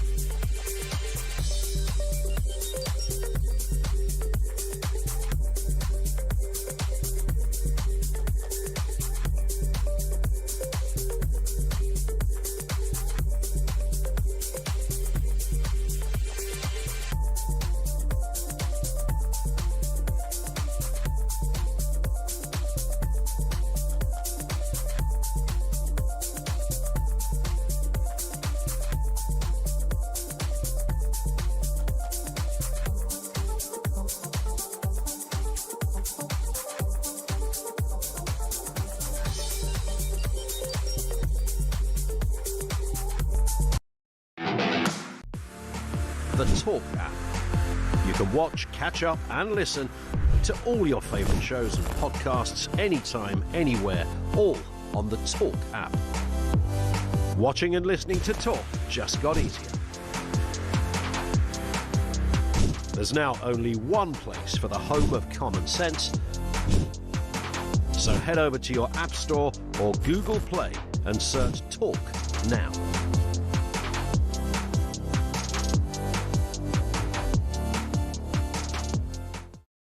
The UK on DAB+, on YouTube, on your mobile, and on your side. This is Talk.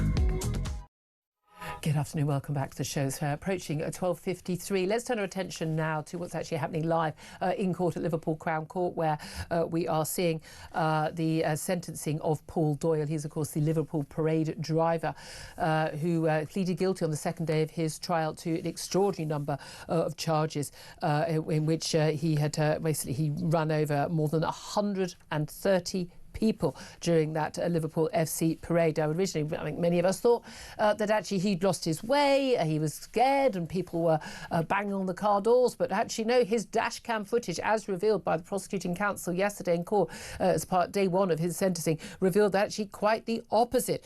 And in fact, he was heard shouting, "Get out of the effing way," anger, even as he drove into innocent men, women, children and even babies' prams on that fateful day. It is a miracle that no one died, but some serious injuries resulted. Let's talk to Mike Neville. He's former Metropolitan Police Detective Chief Inspector. Good afternoon to you, Mike.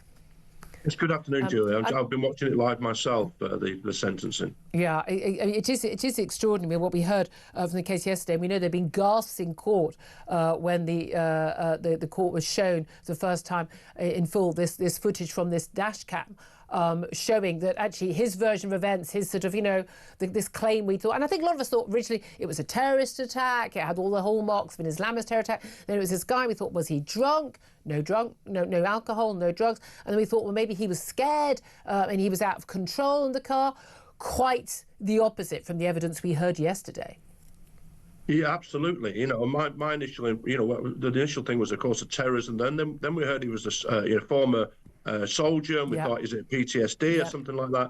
But of course, what he's been caught out with is modern technology, because the dash cam footage, that's amazing. He wouldn't have had that. The police wouldn't have had that 10 years ago. Then you also have all the CCTV and the ANPR, which have obviously tracked his vehicle, because what the judge made reference to was the awfulness of his driving before the event, to show some sort of the motive here, or the manner in which he was behaving. Also interesting to find out that as a young man, he's got convictions of violence, both in the army, a court-martial, and then when he was left the army. But I think Mr. Justice Menery, the judge, is carefully going through all the injuries of the 31 people who resulted in charges, including, as you said, a baby flung out of a pushchair. It is just unbelievable. Yeah. And also the judge rightly made reference to the impact on the city. The fact that not only were people injured, but for days, things were cordoned off, businesses were impacted on.